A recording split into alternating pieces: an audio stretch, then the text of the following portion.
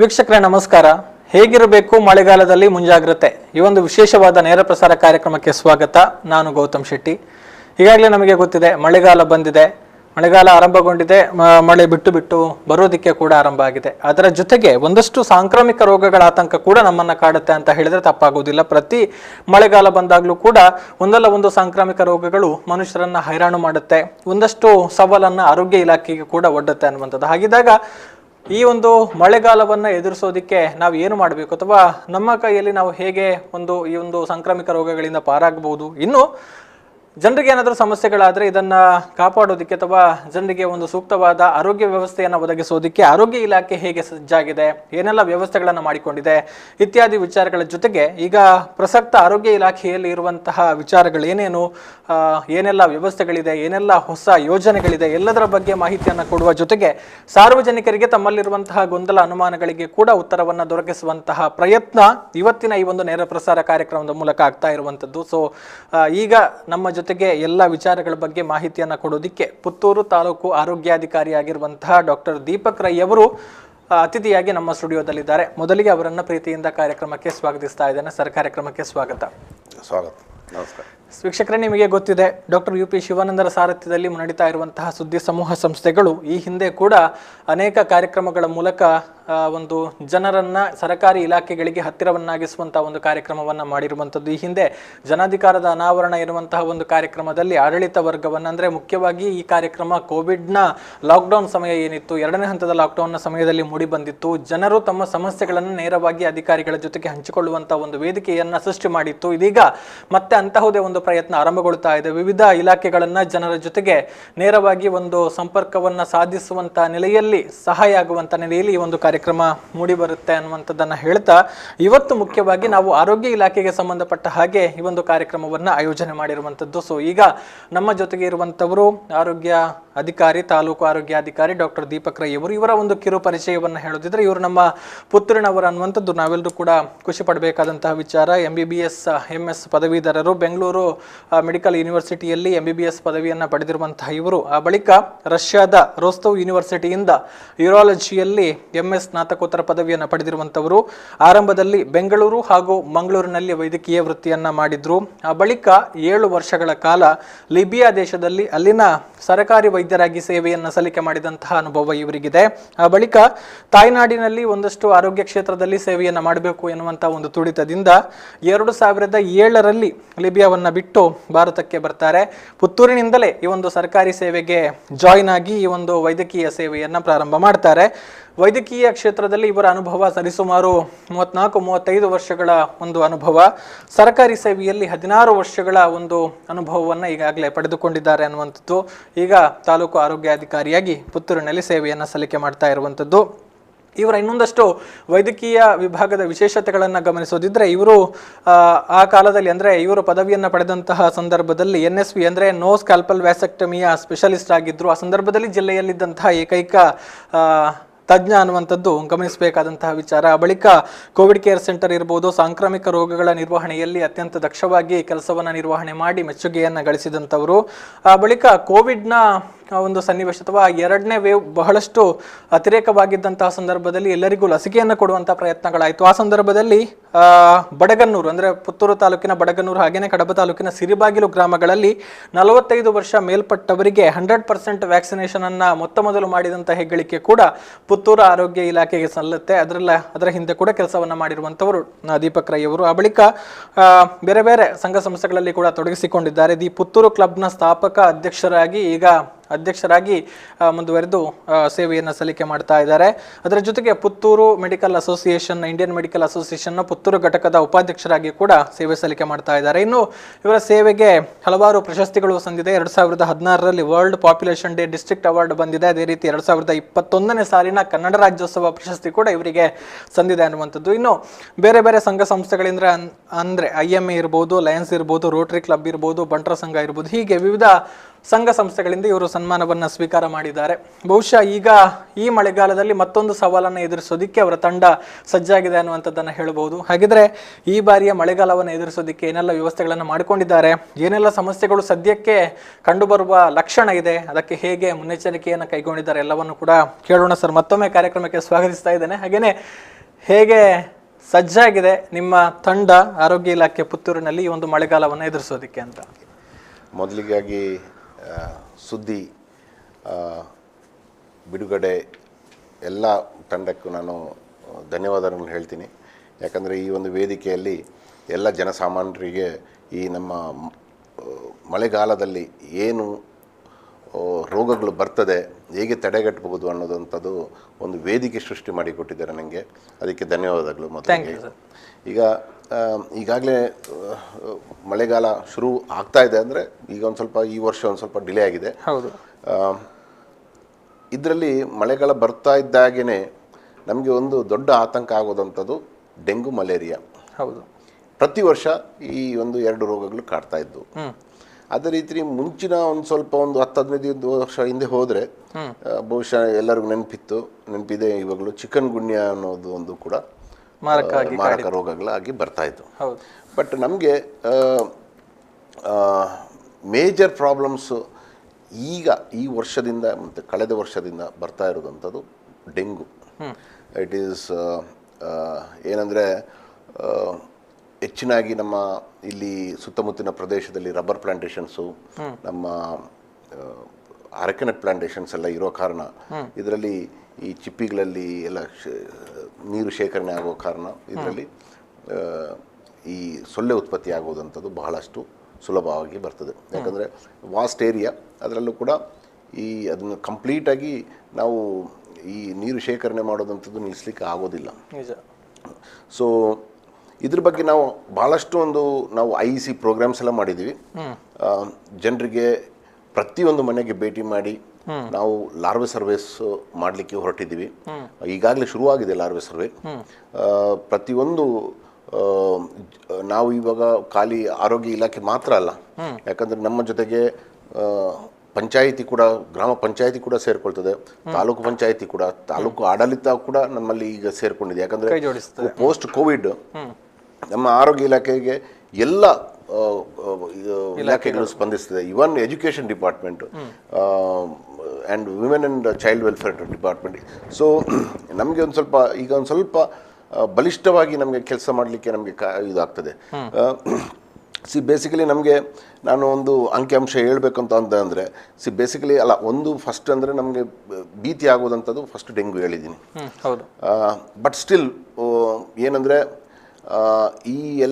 ಈ ಸೊಳ್ಳೆಗಳಿಂದ ಹರಡುವಂಥ ರೋಗಗಳು ಒಂದು ಸ್ವಲ್ಪ ಇಳಿಮುಖ ಆಗ್ತಾ ಬರ್ತಾ ಇದೆ. ಒಂದು ಪಾಸ್ಟ್ 3-4 ಇಯರ್ಸ್ ಭಾಳ ಕಮ್ಮಿ ಆಗ್ತಾ ಬರ್ತಾ ಇದೆ. ಆ್ಯಂಡ್ ಈಗ ಒಂದು ಹೊಸ ಕಾರ್ಯಕ್ರಮ ಕೂಡ ನಾವು ಲಸಿಕೆ ಕಾರ್ಯಕ್ರಮ ಶುರು ಮಾಡಿದ್ವಿ. ಅದು ಜಾಪನೀಸ್ ಎನ್ಸೆಫಲೈಟಿಸ್ಗೆ. ಇದು ಕೂಡ ಒಂದು ಸೊಳ್ಳೆಯಿಂದ ಹರಡುವಂಥದ್ದು ಕಾಯಿಲೆ. ಆದರೆ ದಯದಿಂದ ನಮಗೆ ನಮ್ಮ ದಕ್ಷಿಣ ಕನ್ನಡದಲ್ಲಿ ಇದು ಇಲ್ಲಿವರೆಗೂ ಎದ್ದು ಕಂಡಿಲ್ಲ. 1-2 ಕೇಸ್, ಐಸೋಲೇಟೆಡ್ ಕೇಸಸ್ಸು ಮೈಗ್ರೆಂಟ್ ಪಾಪ್ಯುಲೇಷನಿಂದ ಕಂಡು ಬಂದಿದೆ ಮಂಗಳೂರಲ್ಲಿ, which has been treated. But it's just a sporadic thing. But ಸಾಂಕ್ರಾಮಿಕವಾಗಿ ಇನ್ನೂ ಹರಡಿಲ್ಲ ಇದು. ಇನ್ನೊಂದು ಏನು ರೋಗ ಅಂದರೆ ಈ ಮಳೆಗಾಲದಲ್ಲಿ ಜಾಸ್ತಿ ಅಂಥದ್ದು ನೋಡೋದಂಥದ್ದು ನಾವು ಇದನ್ನು ಡೆಂಗು ಮಲೇರಿಯಾ ಬಿಟ್ಟು ಲೆಪ್ಟೋಸ್ಪೈರೋಸಿಸ್, ಇಲಿಜ್ವರ, ಇದ್ರ ಬಗ್ಗೆ ಜಾಸ್ತಿ ಯಾರು ಗಮನ ಕೊಡೋದಿಲ್ಲ. ಇದಕ್ಕಾಗಿ ನಾವು ಪ್ರತಿ ಒಬ್ರಿಗೂ ನಾವು ಹೇಳೋದು, ಪ್ರತಿ ಮನೆಯಲ್ಲೂ ನೀವು ನೀರನ್ನು ಬಾವಿಯಿಂದ ಇಲ್ಲಾಂದರೆ ಎನಿ ಸೋರ್ಸ್ ಆಫ್ ವಾಟರ್, ಕುಡಿಯೋ ನೀರು, ಅಡುಗೆ ಮಾಡೋದು ಫಸ್ಟು ಚೆನ್ನಾಗಿ ಕುದಿಸಿ ನೀರನ್ನು ಫಿಲ್ಟರ್ ಮಾಡಿ ಆ ನಂತರನೇ ಅದನ್ನು ಉಪಯೋಗಿಸಬೇಕು. ಯಾಕಂದರೆ ಈ ನೀರಿನಿಂದ ಹರಡುವಂಥ ಕಾಯಿಲೆ ಇದು. ನೆಕ್ಸ್ಟ್ ಬರೋದಂಥದ್ದು ಕಾಯಿಲೆ ನಮಗೆ ಈ ಅತಿಸಾರ ಭೇದಿ, ಅಕ್ಯೂಟ್ ಗ್ಯಾಸ್ಟ್ರೋಎಂಟ್ರೈಟಿಸ್. ಇದು ಕೂಡ ಇಟ್ ಈಸ್, ಯಾಕಂದರೆ ನೀರು, ಒಳ್ಳೆ ನೀರು, ಕುಡಿಯೋ ನೀರು, ಮಳೆ ನೀರು ಎಲ್ಲ ಮಿಕ್ಸ್ ಆಗ್ತದೆ, ಬಾವಿಯೊಳಗೆ ಹೋಗ್ತದೆ ರೂರಲ್ ಏರಿಯಾಸಲ್ಲಿ. ಸೊ ಇದರಿಂದಾಗಿ ಕೂಡ ಇತ್ತೀಚೆಗೆ ನೀವು ಗಮನಿಸಿರ್ಬೋದು, ನಮ್ಮ ಉತ್ತರ ಕರ್ನಾಟಕದ ಪ್ರದೇಶದಲ್ಲಿ ಒಂದು ಮಗು ಮತ್ತು ಒಂದು ವೃದ್ಧರು ಮೃತಪಟ್ಟರು ಬಿಕಾಸ್ ಆಫ್ ಇದು ಅತಿಸಾರ ಬೇದಿಯಿಂದ. ಬಟ್ ನಮ್ಮಲ್ಲಿ ಇದು ಕಮ್ಮಿ ಆಗಿದೆ, ಯಾಕೆಂದರೆ ನಮ್ಮಲ್ಲಿ ಬಯಲು ಪ್ರದೇಶದಲ್ಲಿ ಸ್ವಚ್ಛ ಮಾಡೋದಂಥದ್ದು ಕಂಪ್ಲೀಟ್ ನಿಂತಿದೆ ಅಂತಲೇ ಬಯಲು ಶೌಚ ಇಲ್ಲ. ಅಲ್ಲಿ ಇನ್ನೂ ಅದು ನಾರ್ತ್ ಕರ್ನಾಟಕ ರೀಜನಲ್ಲಿ ಇದ್ದು ಇದಕ್ಕೊಂದು ಕಾರಣ ಆಗ್ತದೆ.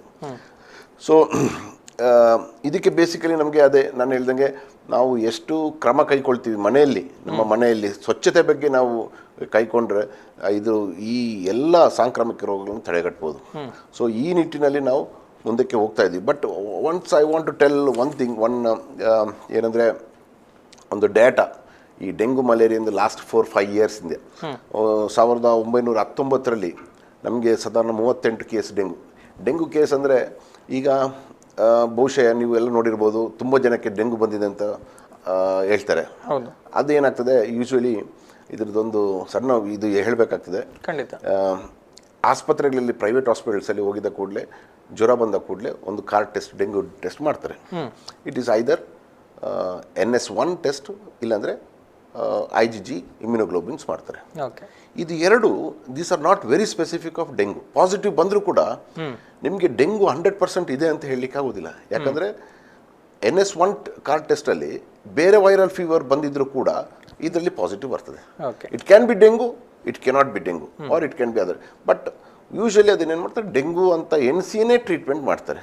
ಸೊ ಕೆಲವೊಮ್ಮೆ ಅಂಕಿಅಂಶಗಳು ಒಂದು ಸ್ವಲ್ಪ ಜಾಸ್ತಿ ತೋರಿಸ್ತವೆ ಈ ಡೆಂಗು ಬಂತು ಅಂತ. ಮತ್ತು ಈ IgG ಇದು ಮಾಡೋದಂಥದ್ದು ಇಮ್ಯುನೋಗ್ಲೋಬಿನ್ಸ್, ಅದು ಕೂಡ ಏನಂದರೆ, ಅದು ಮುಂಚೆ ನಮಗೆ ಏನಾದರೂ ಡೆಂಗು ಕಾಯಿಲೆ ಬಂದಿದ್ರೆ ಬಹುಶಃ 1 ವರ್ಷ ಹಿಂದೆ, 2 ವರ್ಷ ಹಿಂದೆ ಅದು ಬಂದಿದ್ರು ಕೂಡ ಇದರಲ್ಲಿ ಪಾಸಿಟಿವ್ ಬರೋ ಚಾನ್ಸಸ್ ಇದೆ. ಸೊ 100ಕ್ಕೆ 100 ಡೆಂಗು ಇದೆ ಅಂತ ಹೇಳೋದು, ನಾವು ಈ ಇಂಥವ್ರದ್ದು ಬ್ಲಡ್ ತಗೊಂಡು ನಾವು ನಮ್ಮ ಡಿಸ್ಟ್ರಿಕ್ಟ್ ಲ್ಯಾಬಿಗೆ ಕಳಿಸಿ ಅಲ್ಲಿ ಎಲಿಸಾ ಟೆಸ್ಟ್ ಅಂತ ಮಾಡ್ತೀವಿ. ELISA test is 100% specific for dengue. So ಇದರಲ್ಲಿ ಬಂದ ಅಂಕಿಅಂಶಗಳನ್ನು ಮಾತ್ರ ಹೇಳ್ತಿದ್ದೀನಿ. ನಮ್ಮ ಲ್ಯಾಬೊರೇಟರಿ, ಡಿಸ್ಟ್ರಿಕ್ಟ್ ಲ್ಯಾಬೊರೇಟರಿಯಲ್ಲಿ ಟೆಸ್ಟ್ ಆಗಿ ನಮಗೆ ಪಾಸಿಟಿವ್ ಬಂದಂಥ ರಿಸಲ್ಟ್ಸ್ ನಾನು ಹೇಳ್ತಾ ಇರೋದು. ಅಫ್ಕೋರ್ಸ್ ಮಲೇರಿಯಾ ನಮ್ಮ ಸ್ಲೈಡಲ್ಲಿ ಪ್ರತಿಯೊಂದು ಲ್ಯಾಬಲ್ಲಿ ನಾವು ಮಾಡ್ತೀವಿ, ಅದು ಈಸಿಯಾಗಿ ಕನ್ಫರ್ಮ್ ಆಗ್ತದೆ. ನಮಗೆ 2019ರಲ್ಲಿ ಡೆಂಗು 38 ಕೇಸ್ ಇತ್ತು. 20ರಲ್ಲಿ ಒಂದು ಸ್ವಲ್ಪ ಸ್ಪೈಕ್ ಆಗಿ 51 ಕೇಸ್ ಆಯಿತು. ಅದಾದ ನಂತರ 2021ರಲ್ಲಿ 44 ಕೇಸ್ ವರ್ಷದಲ್ಲಿ ಬಂತು. 22ಅಲ್ಲಿ 26 ಕೇಸು. 23ಯಲ್ಲಿ ದೇವರ ದಯೆಯಿಂದ single case has been detected so for. So it has been A drastic, ಒಂದು ತುಂಬ ಕೆಳಗೆ ಬಂದಿದೆ, ಇಳಿಮುಖ ಆಗಿದೆ. ಅದೇ ರೀತಿ ಮಲೇರಿಯಾ ಕೂಡ ಅಷ್ಟೇ. 2019ರಲ್ಲಿ 15 ಕೇಸ್ ಇತ್ತು. 20ರಲ್ಲಿ 7 ಕೇಸ್ ಬಂತು. 21ರಲ್ಲಿ 5. ಲಾಸ್ಟ್ ಇಯರ್ 4 ಕೇಸ್ ಇತ್ತು. ಈ ವರ್ಷ ಇನ್ನೂ ಬಂದಿಲ್ಲ. ಆ ಲಾಸ್ಟ್ ಇಯರ್ ಕೂಡ 4 ಕೇಸು ಜಾರ್ಖಂಡಿಂದ ಬಂದಂಥ ಒಂದು ವಲಸೆ ಕಾಮಗಾರಿ ಯಾರು ಬರ್ತಾರೆ ಅವರಲ್ಲಿ ಕಂಡು ಬಂತು. ನಮ್ಮಲ್ಲಿ ಇಂಡಿಜಿನಿಯಸ್ ಕೇಸ್ ಅಲ್ಲ, ಇಟ್ಸ್ ಇಂಪೋರ್ಟೆಡ್ ಕೇಸ್. ಸೊ ನಮ್ಮಲ್ಲಿ ಆಲ್ಮೋಸ್ಟ್ ಮಲೇರಿಯಾ ಒಂದು 2 ವರ್ಷದಿಂದ ಇಲ್ಲ ಅಂತ ಹೇಳ್ಬೋದು. ಆದರೂ ಕೂಡ ನಾವು ಟೆಸ್ಟ್ ಮಾಡೋದಂಥದ್ದು, ಸ್ಮಿಯರ್ ಕಲೆಕ್ಷನ್ ಮಾಡೋದಂಥದ್ದು ನಿರಂತರವಾಗಿ ಮಾಡ್ತಾ ಇದ್ದೀವಿ. ಇದನ್ನಂತೂ it's ongoing process, because we are going in for malaria elimination ನಮ್ಮ ಡಿಸ್ಟ್ರಿಕ್ಟಲ್ಲಿ. ಸೊ ಈ ನಮ್ಮ ಮಂಗಳೂರು, ದಕ್ಷಿಣ ಕನ್ನಡ ಜಿಲ್ಲೆ ಮತ್ತು ಉಡುಪಿ ಜಿಲ್ಲೆ ಒಂದು very prone for malaria. So ನಾವು ಇಲ್ಲಿಂದ ಮಲೇರಿಯಾನ ಒಂದು ಸ್ವಲ್ಪ ಆದಷ್ಟು ಎಲಿಮಿನೇಷನ್ ಮಾಡಲಿಕ್ಕೆ we are trying for this program also, ಕಡಿಮೆ ಮಾಡೋದಕ್ಕೆ. ಒಟ್ಟು ಓವರ್ ವ್ಯೂ ಅನ್ನ ಕೊಟ್ರಿ. ಬಹುಶಃ ಇದೆಲ್ಲದಕ್ಕೂ ಕೂಡ ಮೊದಲು ನಮಗೆ ಹೆಲ್ಪ್ ಆಗುವಂಥದ್ದು ಆರೋಗ್ಯ ಕೇಂದ್ರಗಳು. ನಿಮ್ಮ ವ್ಯಾಪ್ತಿಯಲ್ಲಿ ಇರುವಂಥ ಆರೋಗ್ಯ ಕೇಂದ್ರಗಳು, ಅವುಗಳ ಸ್ಥಿತಿಗತಿ, ಏನೆಲ್ಲ ವ್ಯವಸ್ಥೆಗಳನ್ನ ಮುಂಜಾಗರೂಕತೆಯಾಗಿ ಮಾಡ್ಕೊಂಡಿದ್ದೀರಿ, ಜೊತೆಗೆ ಏನೆಲ್ಲ ವ್ಯವಸ್ಥೆಗಳಲ್ಲಿ ಆಲ್ರೆಡಿ ಇದೆ ಅಂತ. ಓಕೆ, ಈಗ ಪುತ್ತೂರು ಕಡಬ ಸೇರಿದರೆ ನಾನು ಪುತ್ತೂರಲ್ಲಿ 5 ಪ್ರಾಥಮಿಕ ಆರೋಗ್ಯ ಕೇಂದ್ರ ಇದೆ, PHCs. ಒಂದು ನಮ್ಮ ಕ್ಲಿನಿಕ್ ಇದೆ, ಒಂದು ಅರ್ಬನ್ PHC ಇದೆ, ನಗರ ಪ್ರಾಥಮಿಕ ಆರೋಗ್ಯ ಕೇಂದ್ರ, ಒಂದು ಸಮುದಾಯ ಆರೋಗ್ಯ ಕೇಂದ್ರ ಉಪ್ಪಿನಂಗಡಿದು, ಮತ್ತೆ ಒಂದು ತಾಲೂಕು ಆಸ್ಪತ್ರೆ ಪುತ್ತೂರಿನಲ್ಲಿ. ಅದೇ ಕಡಬದಲ್ಲಿ ಕೂಡ 5 ಪ್ರಾಥಮಿಕ ಆರೋಗ್ಯ ಕೇಂದ್ರ, ಒಂದು ಸಮುದಾಯ ಆರೋಗ್ಯ ಕೇಂದ್ರ ಕಡಬದಲ್ಲಿ ಇದೆ. ನಮ್ಮ ಒಟ್ಟು ಜನಸಂಖ್ಯೆ ಲೆಕ್ಕ ಹಾಕಿದರೆ ಪುತ್ತೂರ್ದು ಸಾಧಾರಣ 2 ಲಕ್ಷದ 10,000 ಪಾಪ್ಯುಲೇಷನ್ ಬರ್ತದೆ. ಕಡಬದು ಸಾಧಾರಣ 1.25 ಲಕ್ಷ ಪಾಪ್ಯುಲೇಷನ್ ನಮಗೆ ಬರ್ತದೆ. ಸೊ ಈ ಎಲ್ಲ ಪಾಪ್ಯುಲೇಷನ್ಗೆ ನಮಗೆ ಸಾಧಾರಣ PHC ಕೆಳಗೆ ಇರೋದಂಥದ್ದು ಸಬ್ ಸೆಂಟರ್ಸು. ಟೋಟಲಿ ಪುತ್ತೂರು ಕಡಬ ಸೇರಿದರೆ 79 ಸಬ್ ಸೆಂಟರ್ಸ್ ಬರ್ತದೆ. ಇದರಲ್ಲಿ 44 ಪುತ್ತೂರಿನಲ್ಲಿದೆ, ಉಳಿದಾಗೆ ಕಡಬದಲ್ಲಿ ಬರ್ತದೆ ಸಬ್ ಸೆಂಟರ್ಸ್. ಈ ಸಬ್ ಸೆಂಟರ್ಸಲ್ಲೂ ಕೂಡ ಈಗ ಮುಂಚೆ ನಮ್ಮ ANMs ಕಿರಿಯ ಆರೋಗ್ಯ ಸಹಾಯಕಿ ಮಹಿಳೆ ಇವರು ಕೆಲಸ ಮಾಡ್ತಾಯಿದ್ರು ಪ್ರತಿಯೊಂದು ಸಬ್ ಸೆಂಟರ್ಸಲ್ಲಿ, ಉಪಕೇಂದ್ರದಲ್ಲಿ. ಬಟ್ ಈಗ ಪ್ರತಿಯೊಂದು ಉಪಕೇಂದ್ರಕ್ಕೆ ಸಮುದಾಯ ಆರೋಗ್ಯ ಅಧಿಕಾರಿ ಅಂತ ಒಂದು ನೇಮಕ ಮಾಡಿದ್ದಾರೆ ಸರ್ಕಾರ. ಒಂದು 8-9 ತಿಂಗಳಿಂದ ಲಾಸ್ಟ್ ಇಯರಿಂದ ನೇಮಕಾತಿ ಆಗಿದೆ. ಇವರು BSc ನರ್ಸಿಂಗ್ ಮಾಡಿರ್ತಾರೆ. ಈ BSc ನರ್ಸಿಂಗ್ ಮಾಡಿರುವಂಥವ್ರಿಗೆ 6 ತಿಂಗಳು ಟ್ರೈನಿಂಗ್ ಮಾಡಿ ಇವರಿಗೆ ಪ್ರತಿಯೊಂದು ಸಬ್ ಸೆಂಟರ್ಗೆ ಅಪಾಯಿಂಟ್ ಆಗಿರ್ತಾರೆ. ಇವರು ಕೂಡ ಪೂರಕವಾಗಿ ನಮ್ಮ ಪ್ರಾಥಮಿಕ ಆರೋಗ್ಯ ಕೇಂದ್ರದ ಮೆಡಿಕಲ್ ಆಫೀಸರ್ ಅಂಡರಲ್ಲಿ ವರ್ಕ್ ಮಾಡೋರು. ಇವರು ಕೂಡ ನಮಗೆ ಕಂಪ್ಲೀಟ್ ನಾನ್ ಕಮ್ಯುನಿಕೇಬಲ್ ಡಿಸೀಸು, ಕಮ್ಯುನಿಕೇಬಲ್ ಡಿಸೀಸು, ಅದೇ ರೀತಿ ತಾಯಿ ಆರೈಕೆ, ಮಕ್ಕಳ ಆರೈಕೆ, ಇದರಲ್ಲೆಲ್ಲ ನಮಗೆ ಸಹಾಯ ಮಾಡಿಕೊಂಡು ಪೂರಕವಾಗಿ ಹೋಗ್ತಾ ಇದ್ದಾರೆ. ಅದೇ ರೀತಿ ಈಗ ನಿಮಗೆ ಹೇಳ್ಬೇಕಂದ್ರೆ ಈಗ 19ನೇ ತಾರೀಕಿಂದ integrated diarrhoea control fort night ಅಂತ, ಅಂದರೆ ಅತಿಸಾರ ಭೇದಿ ಸಪ್ತಾಹ ಮಾಡ್ತಾ ಇದ್ವಿ. 19ನೇ ತಾರೀಕು ಸ್ಟಾರ್ಟ್ ಆಗ್ತದೆ. ಯಾಕಂದರೆ ಈ ಮಳೆಗಾಲದಲ್ಲಿ ಇದು ನಾನು ಆಗಲೇ ಹೇಳ್ದೆ, ಉಲ್ಲೇಖ ಮಾಡಿದಾಗೆ ನೀರಿನಿಂದ ಜಾಸ್ತಿ ಬರೋದಂಥದ್ದು. ಸೊ ಇದಕ್ಕೆ ಏನಂತ ಅಂದರೆ ನಾವು ಫಸ್ಟ್ ಆಫ್ ಆಲ್ ಅಫ್ಕೋರ್ಸ್ ನಾವು ಪ್ರತಿಯೊಂದು ಶಾಲೆಯಲ್ಲಿ ಇದಕ್ಕೆ ಮಾಹಿತಿ ಕೊಡ್ತೀವಿ. ಪ್ರತಿಯೊಂದು ಶಾಲೆಯಲ್ಲಿ ಅವರ ಗ್ಯಾದರಿಂಗ್ ಬೆಳಿಗ್ಗೆ ಅವರು ಎಲ್ಲಿ ಸೇರ್ತಾರೆ ಆ ಟೈಮಲ್ಲಿ ಇದ್ರ ಬಗ್ಗೆ ನೀರು, ಕ್ಲೆನಿನೆಸ್ಸು, ಸ್ವಚ್ಛತೆ ಬಗ್ಗೆ ಎಲ್ಲ ನಾವು ಮಾಹಿತಿ ಕೊಡುವಂಥ ಕಾರ್ಯಕ್ರಮ ನಡೀತದೆ. ಅದೇ ರೀತಿ ಮನೆಯಲ್ಲಿ ಅವರು ಪರಿಸರ ಕೂಡ ಹೇಗೆ ನೀಟಾಗಿ ಇಟ್ಕೊಳ್ಬೇಕು, ಎಂಥ ನೀರನ್ನ ಬಳಕೆ ಮಾಡಬೇಕು, ಯಾಕೆಂದರೆ ಇದರಲ್ಲಿ ಹೆಚ್ಚಿನಾಗಿ ಇದು ಬರೋದಂಥದ್ದು ನೀರಿನಿಂದಾನೆ. ಸೊ ಹಾಗೆ ಆ ಕುಡಿಯೋ ನೀರು, ಉಪಯೋಗ ಮಾಡೋ ನೀರು ಎಷ್ಟು ಕ್ಲೀನಾಗಿರಬೇಕು ಅನ್ನೋದಂಥದ್ದು ನಾವು ಇವರಿಗೆ ಮಾಹಿತಿ ಕೊಡ್ತೀವಿ. ಅದೇ ಸೇರಿ ಪ್ರತಿಯೊಂದು ನಮ್ಮ ಉಪಕೇಂದ್ರ ಇರಲಿ, ಪ್ರಾಥಮಿಕ ಆರೋಗ್ಯ ಕೇಂದ್ರ ಇರಲಿ, ಸಮುದಾಯ ಆರೋಗ್ಯ ಕೇಂದ್ರ ಇರಲಿ, ತಾಲೂಕು ಆಸ್ಪತ್ರೆ ಇರಲಿ, ಇಲ್ಲಿ ನಾವೊಂದು ಜಿಂಕ್ ಆ್ಯಂಡ್ ORS ಕಾರ್ನರ್ ಅಂತ ಮಾಡಿದ್ವಿ. ಅಂದರೆ ಆ್ಯಕ್ಚುಲಿ ಅತಿಸಾರ ಭೇದಿಯಲ್ಲಿ ನಾವು ಜಾಸ್ತಿ ಆ್ಯಂಟಿಬಯೋಟಿಕ್ ಏನು ಕೊಡಲಿಕ್ಕಿಲ್ಲ. ಇದಕ್ಕೆ ಆದಷ್ಟು ಏನು ಹೊರಗೆ ಹೋಗ್ತದೆ ಅದನ್ನು ನಾವು ಕೊಡೋ ಅಂಥದ್ದು nutrition, just may be ORS ಇಲ್ಲಾಂದರೆ ಸಕ್ಕರೆ ಇಲ್ಲಾಂದರೆ ಉಪ್ಪಿನ ಅಂಶದ ಒಂದು ಮಿಶ್ರಣ ಮಾಡಿ ಒಂದು ನೀರು ಕೊಡೋದಂಥದ್ದು. ಇಷ್ಟೇ ಬೇಕಾಗಿರೋದು. ಯಾಕಂದರೆ ಅದಕ್ಕೆ ಬೇರೆದೇಂಥದ್ದು ಬೇಡ. It is self limiting. So ಇದನ್ನು ಕೊಡ್ತಾ ಅಂದರೆ ORS ಅಂದರೆ ಓರಲ್ ರಿಹೈಡ್ರೇಟೆಡ್ ಸೊಲ್ಯೂಷನ್, ಇದನ್ನು ಕೂಡ ಕೊಡ್ತೀವಿ. ಮತ್ತು ಜಿಂಕ್ ಒಂದು ಪ್ರಿಪ್ರೇಷನ್ನು, ಜಿಂಕ್ ಅಂತ, ಇದನ್ನು ಕೂಡ ಒಂದು 14 ದಿನಕ್ಕೆ ಕೊಡುವಂಥ ಒಂದು ಪ್ರಕ್ರಿಯೆ ಇದೆ ಇಂಥ ಮಕ್ಕಳಿಗೆ ಅತಿಸಾರ ಭೇದಿ. So we keep A zinc and ORS corner. So ಇದನ್ನು ಮತ್ತು ಅದರಲ್ಲೆಲ್ಲ ಸುತ್ತಮುತ್ತ ಎಲ್ಲ IEC ಮೆಟೀರಿಯಲ್ಸ್ ಎಲ್ಲ ಪೇಸ್ಟ್ ಮಾಡಿರ್ತೀವಿ.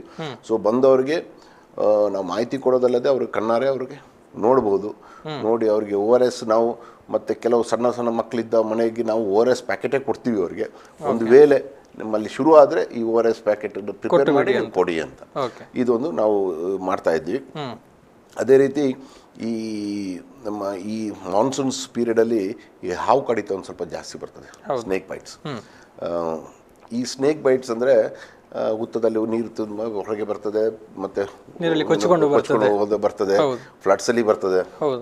ಸೊ ಪ್ರತಿಯೊಂದು ಪ್ರಾಥಮಿಕ ಆರೋಗ್ಯ ಕೇಂದ್ರದಲ್ಲಿ 3 ವಯಲಿ ASV ಆ್ಯಂಟಿ ಸ್ನೇಕ್ ವಿನಮ್ ಇಡುವಂಥದ್ದು ಒಂದು ಆಲ್ರೆಡಿ ಆರ್ಡರ್ ಆಗಿದೆ. ಪ್ರತಿಯೊಂದು PHCಯಲ್ಲಿ ಇದಿದೆ, ಸ್ಟಾಕ್ ಇದೆ. ಆ್ಯಂಡ್ ಇದಕ್ಕೆ ಇದೆಲ್ಲ ಫ್ರೀಯಾಗಿ ಸಿಗೋದಂಥದ್ದು. ಉತ್ತಮವಾಗಿ ಇದರಲ್ಲಿ ಬೇಕಾದಷ್ಟು ಜಾಸ್ತಿ ನಮ್ಮ ತಾಲೂಕು ಆಸ್ಪತ್ರೆಯಲ್ಲಿದೆ, ಹಾಗೆ ಸಮುದಾಯ ಆರೋಗ್ಯ ಕೇಂದ್ರದ್ದು. ಮತ್ತು ಹೆಚ್ಚಿನಾಗಿ ನಾವು ನಮ್ಮ ತಾಲೂಕು ಆಸ್ಪತ್ರೆಯಲ್ಲಿ ಬಹಳಷ್ಟು ಸ್ನೇಕ್ ಬೈಟ್ ಟ್ರೀಟ್ಮೆಂಟ್ಸ್ ಎಲ್ಲ ಮಾಡ್ತಾ ಇದ್ದೀವಿ. ಸೊ ಇದು ಕೂಡ ದಾಸ್ತಾನಿದೆ ನಮಗೆ. ಮತ್ತು ಇನ್ನಂತ ಬರೋದಂಥದ್ದು ಬೇಸಿಕಲಿ ಎಗೇನ್ ಮಾನ್ಸೂನ್ಸಲ್ಲಿ ಈ ಟೈಫಾಯ್ಡ್ ಅನ್ನೋದು ಇದು ಕೂಡ ಎಗೇನ್ ನಮ್ಮ ಫುಡ್ಡಿಂದ ಮತ್ತು ನೀರಿಂದ ಬರೋದಂಥದ್ದು. ಹಾಗೆ ನಾವು ಈ ತಾಲೂಕಿನ ಆರೋಗ್ಯ ಸುರಕ್ಷಾ ಅಧಿಕಾರಿ ಕೂಡ ಆಗಿರೋ ಕಾರಣ ನಾವು ನಮ್ಮ ಜವಾಬ್ದಾರಿ ಕೂಡ ಆಗ್ತದೆ ನಂದು ಮತ್ತು ನನ್ನ ತಂಡದು. ಪ್ರತಿಯೊಂದು ಈ ಈಟರೀಸ್ ಏನಿದೆ, ಎಸ್ಪೆಷಲಿ ನಮ್ಮ ಈ ರೋಡ್ ಸೈಡು ಅಂಗಡಿಗಳಿದೆ ಅಲ್ಲಿ ಹೋಗಿ ಅವರ ಫುಡ್ಡನ್ನು ಚೆಕ್ ಮಾಡೋದಂಥದ್ದು ನಮ್ಮ ಕರ್ತವ್ಯ ಆಗ್ತದೆ. ಯಾವ ಥರ ಅವ್ರು ಪ್ರಿಪೇರ್ ಮಾಡ್ತಾ ಇದ್ದಾರೆ, ಯಾವ ನೀರನ್ನ ಯೂಸ್ ಮಾಡ್ತಾ ಇದ್ದಾರೆ, ಅದೇ ರೀತಿ ಈ ಎಲ್ಲ ಹೋಟೆಲ್ಸ್ಗಳಲ್ಲಿ ನಾವು ಇದು ವಾಟರ್ ಸ್ಯಾಂಪಲ್ ಸರ್ವೆ ಮಾಡ್ತೀವಿ, ಸ್ಯಾಂಪ್ಲಿಂಗ್ ಮಾಡ್ತೀವಿ. ವೆದರ್ ಇಟ್ಸ್ ಪೋರ್ಟೇಬಲ್ ವಾಟರ್ ಅಂದರೆ ಕುಡಿಲಿಕ್ಕೆ ಯೋಗ್ಯನಾ ಇಲ್ವಾ ನೀರು, ಇಲ್ಲಾಂದರೆ ಯೂಸ್ ಮಾಡಬಾರ್ದಾ ಅಂತ ಒಂದು ನಾವು physical analysis and chemical analysis ಮಾಡಿ ಕೊಡ್ತೀವಿ ಅವ್ರಿಗೆ. ಸೊ ಇಷ್ಟೆಲ್ಲ ನಾವು ಕಾರ್ಯಕ್ರಮಗಳನ್ನು ಹಮ್ಮಿಕೊಂಡಿದ್ದೀವಿ. ಇದನ್ನೆಲ್ಲ ನಾವು ಕೂಡ ಇದನ್ನೆಲ್ಲ ನಾವು ತಾಲೂಕು ಮುನ್ಸಿಪಾಲ್ಟಿ ಅವರು ಜೊತೆಗೆ ಸೇರಿ, ಅವರ ಹೆಲ್ತ್ ಇನ್ಸ್ಪೆಕ್ಟರ್ ಸೇರಿ ಮತ್ತು ನಮ್ಮ ಹೆಲ್ತ್ ಇನ್ಸ್ಪೆಕ್ಟರ್ಸ್ ಎಲ್ಲ ಸೇರಿ ಮಾಡೋದು, ಎಲ್ಲರ ಸಹಯೋಗದಲ್ಲಿ ಮಾಡೋದು. ಓಕೆ, ಅಂದರೆ ಮುಖ್ಯವಾಗಿ ಈಗ ಮಳೆಗಾಲದಲ್ಲಿ ಈ ಸೊಳ್ಳೆಗಳಿಂದ ಎಷ್ಟು ಅಪಾಯ ಇದೆ, ಈ ಕಲುಷಿತ ನೀರಿಂದ ಕೂಡ ಅಷ್ಟೇ ಅಪಾಯ ಇದೆ. ಖಂಡಿತವಾಗ್ಲಿ ಅದರ ಬಗ್ಗೆ ಕೂಡ ಹೆಚ್ಚಿನ ಜಾಗೃತಿ ವಹಿಸಬೇಕಾಗುತ್ತೆ ಅನ್ನುವಂಥದ್ದು. ಎಸ್, ಇನ್ನೊಂದಷ್ಟು ನಾವು ವೀಕ್ಷಕರ ಒಂದು ಕರೆಗಳಿಗೆ ಕೂಡ ಒಂದು ಅವಕಾಶವನ್ನು ಕೊಡಬೇಕು. ವೀಕ್ಷಕರೇ, ನೀವು ಕರೆಯನ್ನು ಮಾಡಬಹುದು. ನಿಮ್ಮಲ್ಲಿ ಈ ಒಂದು ಮಳೆಗಾಲದಲ್ಲಿ ಕಾಣಿಸಿಕೊಳ್ಳುವಂತಹ ಆರೋಗ್ಯ ಸಮಸ್ಯೆಗಳಿಗೆ ಸಂಬಂಧಪಟ್ಟ ಹಾಗೆ ಅನುಮಾನಗಳಿರ್ಬೋದು, ಗೊಂದಲಗಳಿರ್ಬೋದು, ಅಥವಾ ಕೆಲವೊಂದು ಪ್ರಶ್ನೆಗಳು ಕೂಡ ಇರ್ಬೋದು. ಅದನ್ನು ನೀವು ತಾಲೂಕು ಆರೋಗ್ಯಾಧಿಕಾರಿಗಳ ಜೊತೆಗೆ ಮಾತನಾಡಿ ಬಗೆಹರಿಸಿಕೊಳ್ಬೋದು. ನೀವು ಕರೆ ಮಾಡಬೇಕಾಗಿರುವಂಥ ಸಂಖ್ಯೆ ಈಗಾಗಲೇ ಸ್ಕ್ರೀನ್ನ ಮೇಲೆ ಡಿಸ್ಪ್ಲೇ ಆಗ್ತಾ ಇದೆ. ಅದಕ್ಕೆ ಕರೆಯನ್ನು ಮಾಡಿ ಮಾತನಾಡಬಹುದು ಅನ್ನುವಂಥದ್ದನ್ನು ಹೇಳ್ತಾ, ಈಗ ಫಸ್ಟ್ ಕಾಲರ್ ಇದ್ದಾರೆ, ಅವ್ರ ಜೊತೆ ಮಾತನಾಡಿಕೊಳ್ಳೋಣ. ಆ ಬಳಿಕ ನಮ್ಮ ಇನ್ನೊಂದಷ್ಟು ಮಾಹಿತಿ ಪಡೆಯುವಂಥ ಕೆಲಸವನ್ನು ಮುಂದುವರಿಸ್ತೇವೆ ಅಂತ ಹೇಳ್ತಾ. ಹಲೋ ಸರ್, ನಮಸ್ತೆ. ನಮಸ್ತೆ, ನಾನು ರಾಜೇಶ್ ಅಂತ. ರಾಜೇಶ್ ಅಂತ, ಎಲ್ಲಿಂದ ಸರ್? ನಾವು ಈ ಕಡೆ ನೈತಾಡಿ ಕಡೆ. ನೈತಾಡಿ, ಎಸ್, ಹೇಳಿ ರಾಜೇಶ್ ಅವರೇ. ಇಲ್ಲಿ ನಮ್ಮ ಮನೆಯಲ್ಲಿ ಸ್ವಂತ ಬಾವಿ ಉಂಟು. ಸ್ವಂತ ಬಾವಿ, ಓಕೆ. ಇಲ್ಲಿ ಬೇರೆ ಕಡೆ ಎಲ್ಲ ಈ ಬೋರ್ವೆಲ್ ನಲ್ಲಿ ಸ್ವಲ್ಪ ಕಳೆಂಕ ನೀರು ಬರ್ತದೆ, ಮತ್ತು ಅದರಲ್ಲಿ ಸ್ವಲ್ಪ ಈ ಕಸದ ರೀತಿ ಬರ್ತದೆ. ಅದನ್ನ ಕುದಿಸಿದ್ರು ಕೂಡ ಅದು ಕೆಂಪು ಕುದಿಸಿದ್ರು ಕೆಂಪು ಇರ್ತದೆ. ಆ ನೀರನ್ನ ಹೇಗೆ ಶುದ್ಧೀಕರಿಸುದು, ಮತ್ತೆ ಈಗ ಮಳೆಗಾಲದ ಟೈಮಲ್ಲಿ ಅದು ಸರಿ ಆಗ್ಬೋದಾ ಅಂತ. ಓಕೆ, ಎಸ್, ಉತ್ತರ ಕೊಡ್ತಾರೆ ರಾಜೇಶ್ ಅವರೇ, ಕೇಳಿಸ್ಕೊಳ್ಳಿ. ಎಸ್ ಸರ್, ಧನ್ಯವಾದಗಳು ಪ್ರಶ್ನೆಗೆ. ನೋಡಿ, ಮೊದಲಿಗಾಗಿ ಒಂದು ನಾವು ಕುಡಿಯುವಂಥ ನೀರನ್ನ ಎರಡು ಅಂಶಗಳಿರ್ತದೆ. ಒಂದು ಬ್ಯಾಕ್ಟೀರಿಯಾಲಜಿಕಲ್ ಅಂಶ, ಒಂದು ಕೆಮಿಕಲ್ ಅಂಶ. ಈ ಎರಡು ಅಂಶನೂ ಶುದ್ಧೀಕರಣವಾಗಿರಬೇಕು. ಈಗ ಕೆಮಿಕಲ್ ಬ್ಯಾಕ್ಟೀರಿಯಲ್ ಟ್ರೀಟ್ಮೆಂಟ್ ಹೇಗೆ ಆಗ್ತದೆ ಅಂದರೆ, ಈ ನೀರನ್ನು ಕುದಿಸೋದ್ರಲ್ಲಿ ಏನು ಅದರಲ್ಲಿ ಬ್ಯಾಕ್ಟೀರಿಯಾಗಳಿದೆ, ಇಲ್ಲ ಬೇರೆ ಪ್ಯಾರಾಸೈಟು, ವೈರಸ್ ಏನೆಲ್ಲ ಇದೆ, ಅದೆಲ್ಲ ನಾಶ ಆಗಿ ಹೋಗ್ತದೆ. ಸೆಕೆಂಡ್ ಬರೋದಂಥದ್ದು ಫಿಸಿಕಲ್ ಆಗಿ ನಾವು ಅದನ್ನು ಟ್ರೀಟ್ ಮಾಡೋದಂಥದ್ದು. ಫಿಸಿಕಲ್ ಆಗಿ ಹೇಗೆ ಟ್ರೀಟ್ ಮಾಡೋದಂತಂದರೆ, ಅದನ್ನು ಸಾಸಬೇಕು. ಒಳ್ಳೆ ಬಟ್ಟೆ ಇಟ್ಕೊಂಡು ಅದನ್ನು ಸಾಸಿದರೆ ಈ ನಿಮ್ಮ ಬಣ್ಣ ಏನಾಗ್ತದೆ ಆದಷ್ಟು ಕಮ್ಮಿ ಆಗ್ತದೆ. ಒಂದು 2-3 ಸಲ ಸಾಸಿದ್ರೆ ಬಟ್ಟೆ ತಗೊಂಡು, ಅವಾಗ ನಿಮಗೆ ಈ ಕೆಂಪು ಕಲರ್ ಏನಿದೆ ಅದು ಕಂಪ್ಲೀಟ್ ಹೋಗ್ತದೆ. ಇಲ್ಲವಾದರೆ ಅದು ನಮ್ಮ ನೀರಿನಲ್ಲಿ ಸರ್ ಕೆಸರನ್ನ ತುಂಡಿ ತರ. ಓಕೆ, ಇಲ್ಲದಿದ್ದರೆ ನೀವು ಒಂದೋ ಅದನ್ನ ನಮ್ಮ ಆಶಾ ಕಾರ್ಯಕರ್ತರಿಗೆ ಹೇಳಿದರೆ ನಾವು ಅದ್ರದ್ದು ವಾಟರ್ ಸ್ಯಾಂಪ್ಲಿಂಗ್ ತಗೊಂಡೋಗ್ತೀವಿ. ವಾಟರ್ ಸ್ಯಾಂಪ್ಲಿಂಗ್ ಮಾಡಿ ನಿಮಗೆ ಆ ನೀರು ಕುಡಿಲಿಕ್ಕೆ ಯೋಗ್ಯ ಇದೆಯೋ ಇಲ್ವೋ ಅಂತ ನಾವು ಹೇಳ್ತೀವಿ. ಖಂಡಿತವಾಗ್ಲಿ ಹೇಳಿ. ಮತ್ತೆ ಬಾವಿ ಅಂತ ಅಲ್ಲಿ ಬಾವಿ ಇದ್ರೆ, ಆ ಬಾವಿಯಲ್ಲಿ ಏನಾದರೂ ಈ ತರ ಅಂಶಗಳಿದ್ರೆ ನಾವು ಅದಕ್ಕೆ ಕ್ಲೋರಿನೇಷನ್ ಮಾಡುವಂತ ಪ್ರಕ್ರಿಯೆ ಕೂಡ ನಾವು ನಮ್ಮ ಹಂತದಲ್ಲಿ ಮಾಡ್ತೀವಿ. ಬಟ್ ಈ ಬೋರ್ವೆಲ್ದು ನೀರಲ್ಲಿ ನಾವು ಇದನ್ನ ಕ್ಲೋರಿನೇಷನ್ ಮಾಡಲಿಕ್ಕೆ ಆಗೋದಿಲ್ಲ. ಯಾಕಂದ್ರೆ ಇಟ್ಸ್ ಕ್ಲೋಸ್ಡ್, ಮುಚ್ಚಿರ್ತದೆ, ಅದನ್ನ ಮಾಡ್ಲಿಕ್ಕೆ ಆಗೋದಿಲ್ಲ. ಅಂಥ ನೀರೇನಾದರೂ ಬೋರ್ವೆಲ್ಲಲ್ಲಿ ಇದ್ರೆ ನೀವು ಒಂದು ಪರ್ಯಾಯ ವ್ಯವಸ್ಥೆ ಮಾಡ್ಕೊಳ್ಳೋದು ಒಳ್ಳೆಯದು. ಅಂದರೆ ತುಂಬ ಮಣ್ಣಿನ ನೀರು ಬರ್ತದೆ ಅಂದರೆ ಅದನ್ನು ಯೂಸ್ ಮಾಡದೆ ಬೇರೆ ಒಂದು ವ್ಯವಸ್ಥೆ ಮಾಡ್ಕೊಳ್ಳೋದು ಒಳ್ಳೆಯದು. ಯಾಕಂದರೆ ಬೋರ್ವೆಲ್ ನೀರನ್ನು ನಾವು ಪ್ಯೂರಿಫೈ ಮಾಡಲಿಕ್ಕೆ, ಸೋರ್ಸ್ ಪ್ಯೂರಿಫೈ ಮಾಡಲಿಕ್ಕೆ ಆಗೋದಿಲ್ಲ ಹಾಗೆ. ಸೊ ಈ ಥರದಿದ್ದರೆ ಖಂಡಿತವಾಗ್ಲೂ ನಮಗೆ ತಿಳಿಸಿ, ನಮ್ಮ ಆಶಾ ಕಾರ್ಯಕರ್ತರಿಗೆ ನಾವು ಅದನ್ನು ಪ್ರತಿಯೊಂದು ನಮ್ಮ ಪ್ರಾಥಮಿಕ ಆರೋಗ್ಯ ಕೇಂದ್ರದಲ್ಲಿ ನಾವು ಟೆಸ್ಟ್ ಮಾಡ್ತೀವಿ. ಟೆಸ್ಟ್ ಮಾಡಿ ಅದರ ರಿಪೋರ್ಟ್ ಕೊಡ್ತೀವಿ. ರಿಪೋರ್ಟ್ ಮೇಲೆ ಅದನ್ನು ಏನಾದರೂ ಕಂಟ್ಯಾಮಿನೇಷನ್ ಇದ್ದರೆ ಕ್ಲೋರಿನೇಷನ್ ಮಾಡಿ ಅದಕ್ಕೆ ಸರಿ ಮಾಡ್ತೀವಿ. ಇಲ್ಲದಿದ್ದರೆ ಅದನ್ನು ಕುಡಿಯೋ ನೀರು ಅಂತ ಇದ್ದರೆ ಹಾಗೆ ಸರ್ಟಿಫಿಕೇಟ್ ಕೂಡ ಕೊಡ್ತೀವಿ ನಾವು. ಓಕೆ ಸರ್, ಧನ್ಯವಾದ. ಸುದ್ದಿಗೆ ಸರ್ ಧನ್ಯವಾದ. ಒಳ್ಳೆ ಟೈಮ್ಲಿ ಪ್ರೋಗ್ರಾಮ್. ಥ್ಯಾಂಕ್ಸ್.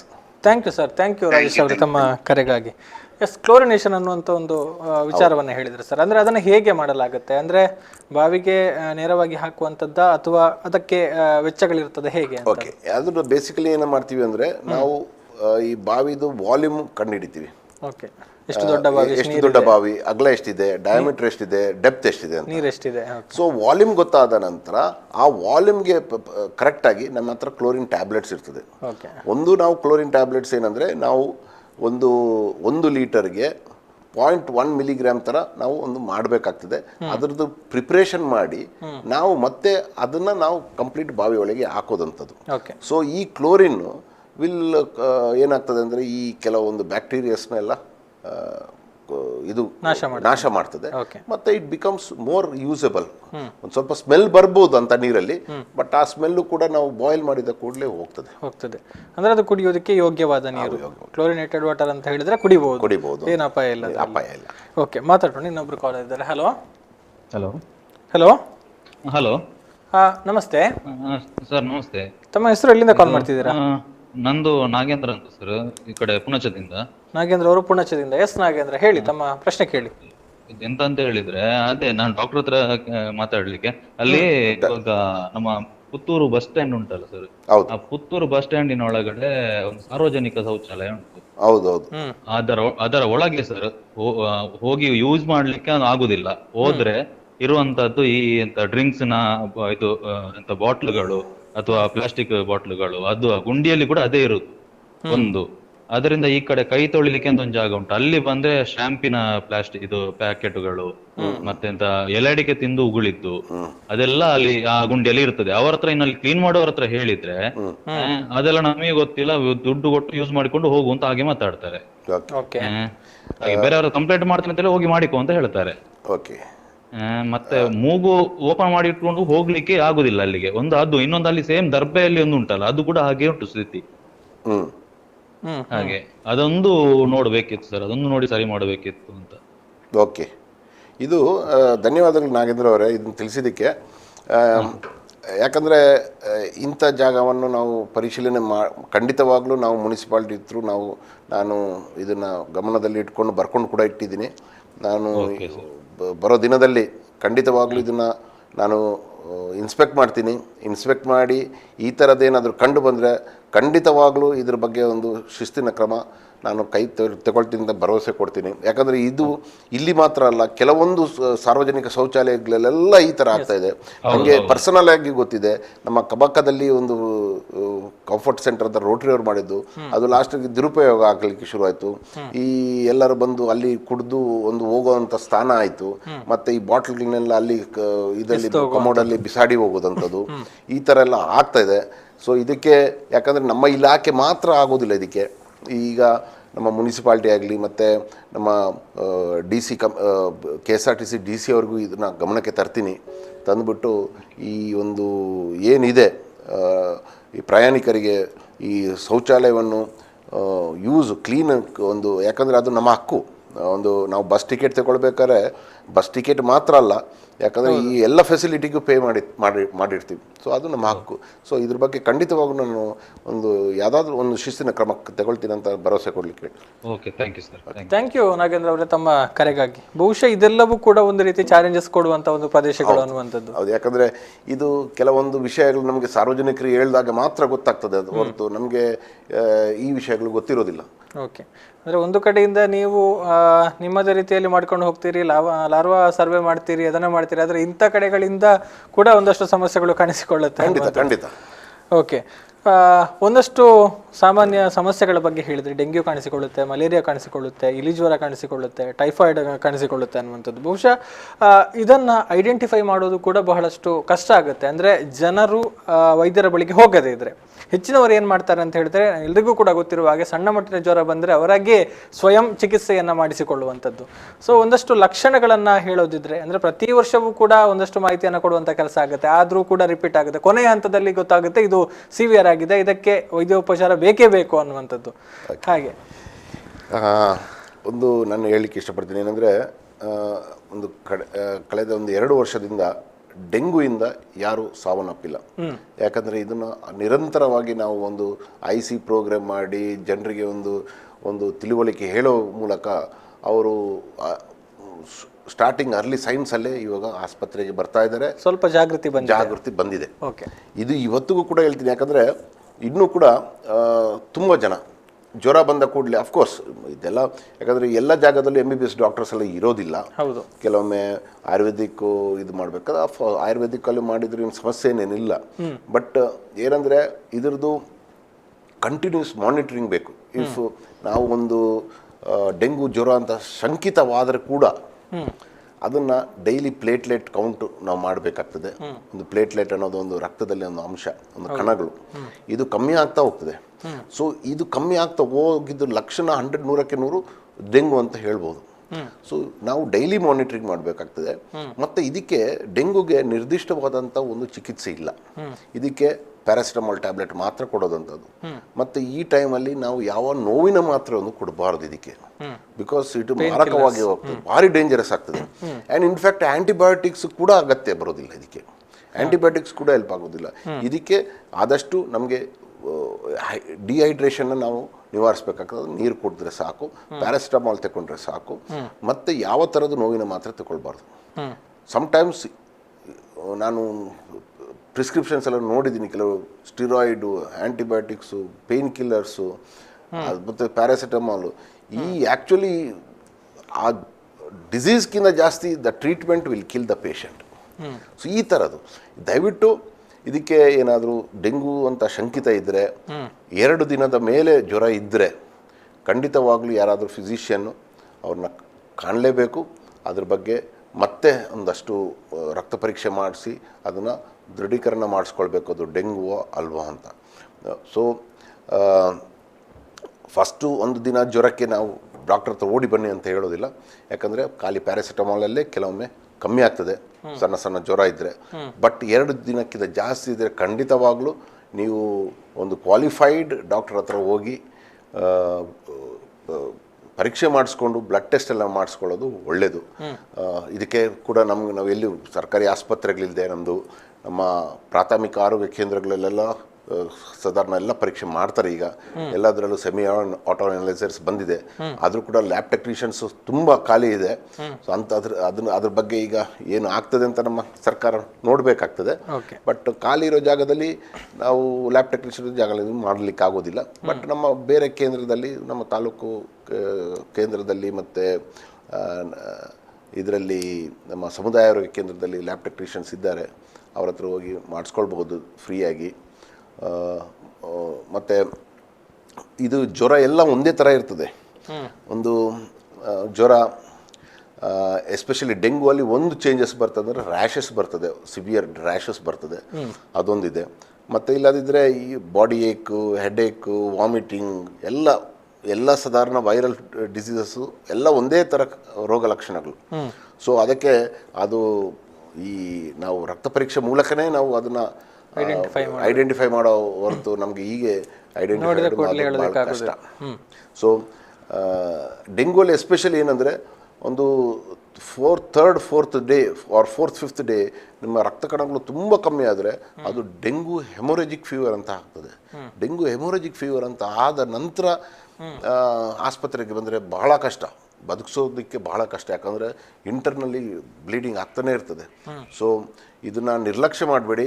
ಆದಷ್ಟು ಜಲ್ದಿ ನಮ್ಮ ಆಶಾ ಕಾರ್ಯಕರ್ತರನ್ನಾಗಲಿ, ನಮ್ಮ ANMs ಆಗಲಿ, CHOs ಯಾರಿದ್ದಾರೆ ಅವ್ರ ಹತ್ರ ಕೂಡ ಬಂದು ನೀವು ಪರೀಕ್ಷೆ ಮಾಡಿಸ್ಕೊಳ್ಬೋದು, ನಿಮಗೆ ದೂರ ಆಗ್ತದೆ ಅಂದರೆ. ಸೊ ನಾವು ಅದಕ್ಕೆ ಬೇಕಾದಂಥ ವ್ಯವಸ್ಥೆ ನಾವು ಮಾಡ್ತೀವಿ.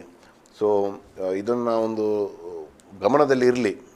ಈ ನಮ್ಮ ಮಾನ್ಸೂನ್ ಇದು ಸೀಸನಲ್ಲಿ ಯಾರು ಮಳೆಗಾಲದಲ್ಲಿ ಇಂಥ ಏನಾದರೂ ಕಾಯಿಲೆ ಜ್ವರ ಬಂದರೆ ಖಂಡಿತವಾಗ್ಲೂ ನಮ್ಮ ಹತ್ರ ಬಂದು ಪರೀಕ್ಷೆ ಮಾಡಿಸ್ಕೊಳ್ಳಿ ಅಂತ. ಓಕೆ, ಸಾಮಾನ್ಯವಾಗಿ ಇದು ಈಗ ಮಳೆಗಾಲ ಆರಂಭವಾಗಿ ಎಷ್ಟು ದಿನಗಳಲ್ಲಿ ಸ್ಟಾರ್ಟ್ ಆಗುತ್ತೆ? ಅಂದರೆ ಬಹುಶಃ ಸೊಳ್ಳೆಗಳ ಪಾತ್ರ ಮುಖ್ಯ ಆಗಿರುತ್ತೆ. ಹೌದು. ಎಷ್ಟು ದಿನಗಳಲ್ಲಿ? ಅಂದರೆ ಸಾಮಾನ್ಯ ಈಗಲೇ ಕೆಲವರು ಜ್ವರ ಶೀತದಿಂದ ಬಳಲ್ತಾ ಇದ್ದಾರೆ. ಹೌದು. ಇದರ ಬಗ್ಗೆ ಹೇಗೆ ಅವರು ಗಮನ? ಈಗ ಮಳೆಗಾಲದಲ್ಲಿ ಒಂದೇ ಸಲ ಮಳೆ ಕಂಟಿನ್ಯೂಸ್ ಆಗಿ ಬಂದರೆ ಸಮಸ್ಯೆ ಇರೋದಿಲ್ಲ.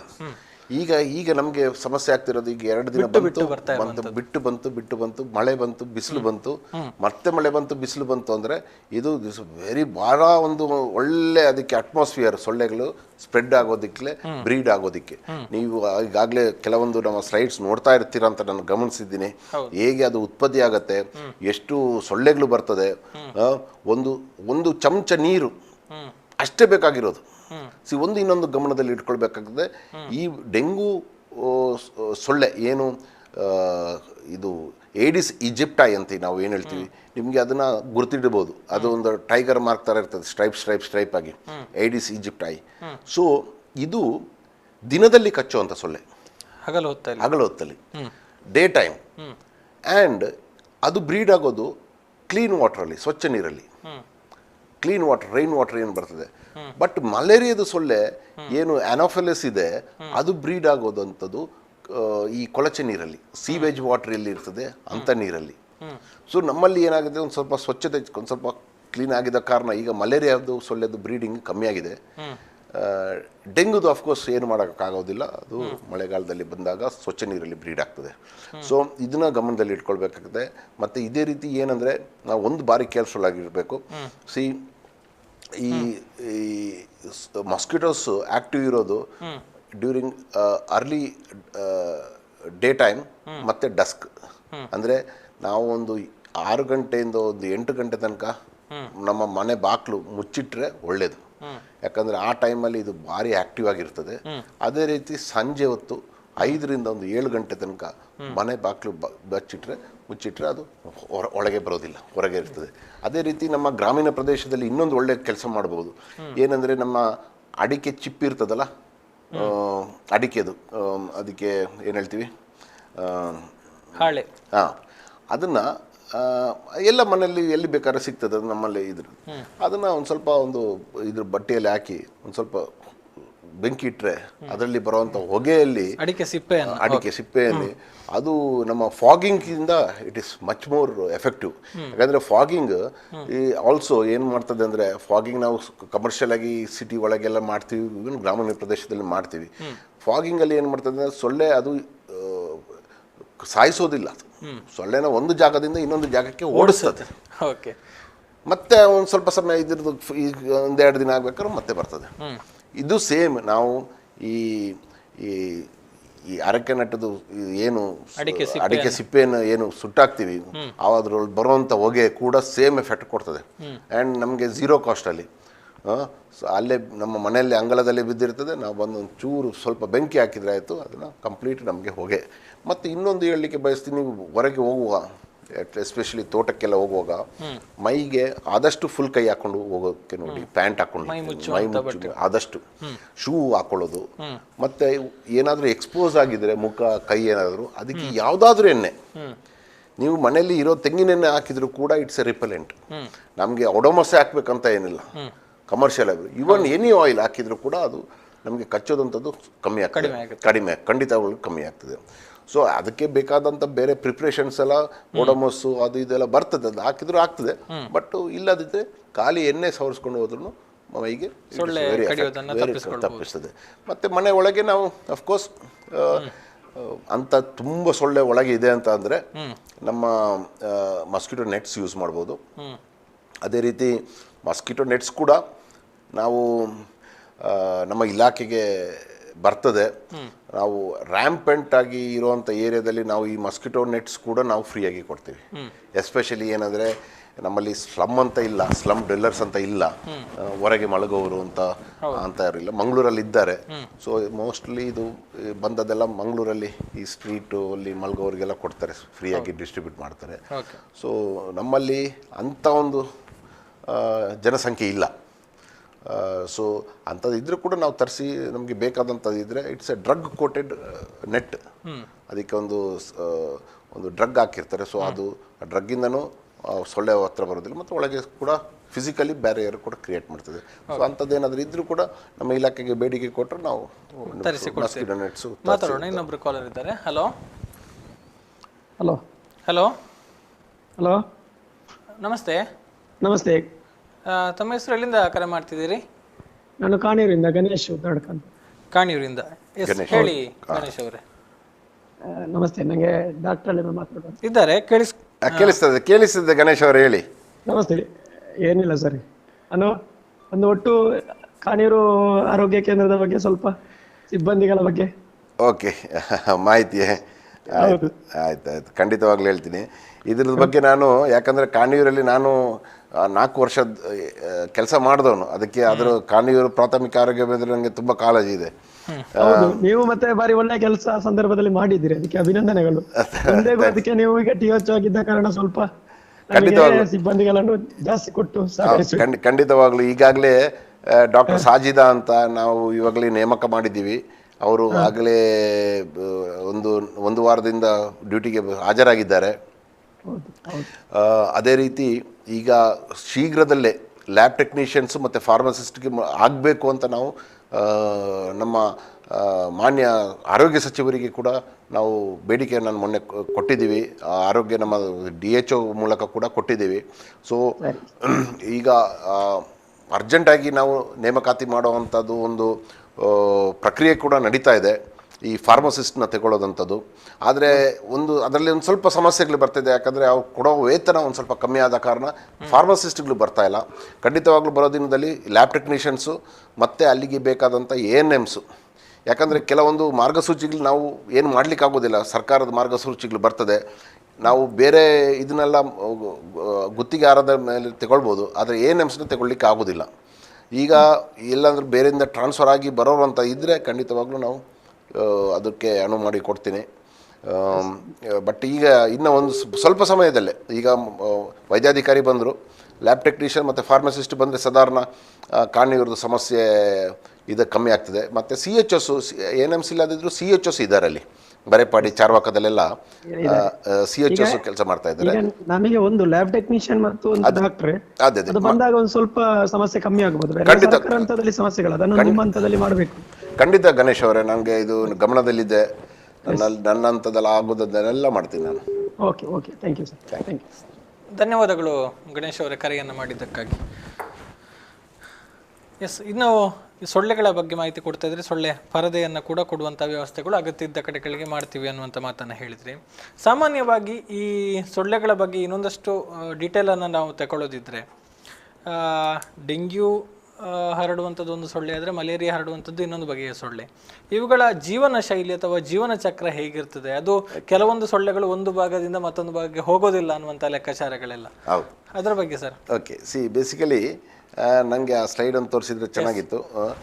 ಇದು ಒಂದು ಸೊಳ್ಳೆ ಎಸ್ಪೆಷಲಿ ಈ ಫೀಮೇಲ್ ಎನೋಫಿಲಸ್ ಏನು ಡೆಂಗು ಹರಡ್ತದೆ, ಇಲ್ಲಾಂದರೆ ಫೀಮೇಲ್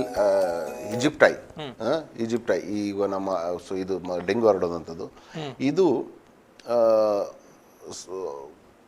ಯೂಶ್ವಲಿ ಅದು ಯಾಕೆ ರಕ್ತ ಕುಡಿತದೆ ಅಂದರೆ, ಮನುಷ್ಯರದಿಲ್ಲ ಇಲ್ಲ ಪ್ರಾಣಿದ, ಅದಕ್ಕೆ ರಕ್ತ ಯಾಕೆ ಬೇಕಂದ್ರೆ ಅದಕ್ಕೆ ಈ ಮೊಟ್ಟೆನ ಫರ್ಟಿಲೈಸ್ ಮಾಡಲಿಕ್ಕೆ ಅದಕ್ಕೆ ರಕ್ತದ ಅವಶ್ಯಕತೆ ಇದೆ. ಈ ಮೇಲ್ ಸೊಳ್ಳೆಗಳು ಕಚ್ಚೋದಿಲ್ಲ, ಯಾಕಂದ್ರೆ ಅದು ಫರ್ಟಿಲೈಸ್ ಮಾಡೋದಿಲ್ಲ, ಅದು ಕಚ್ಚೋದಿಲ್ಲ. ಅದಕ್ಕೆ ಫೀಮೇಲ್ ಮಸ್ಕಿಟೋಸ್ ಮಾತ್ರ ಕಚ್ಚೋದು, ಫರ್ಟಿಲೈಸ್.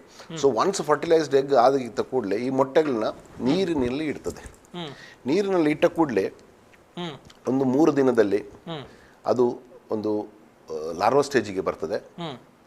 ಮತ್ತೆ ಇನ್ನೊಂದು 2 ದಿನದಲ್ಲಿ ಪ್ಯೂಪಾ ಸ್ಟೇಜಿಗೆ ಹೋಗ್ತದೆ.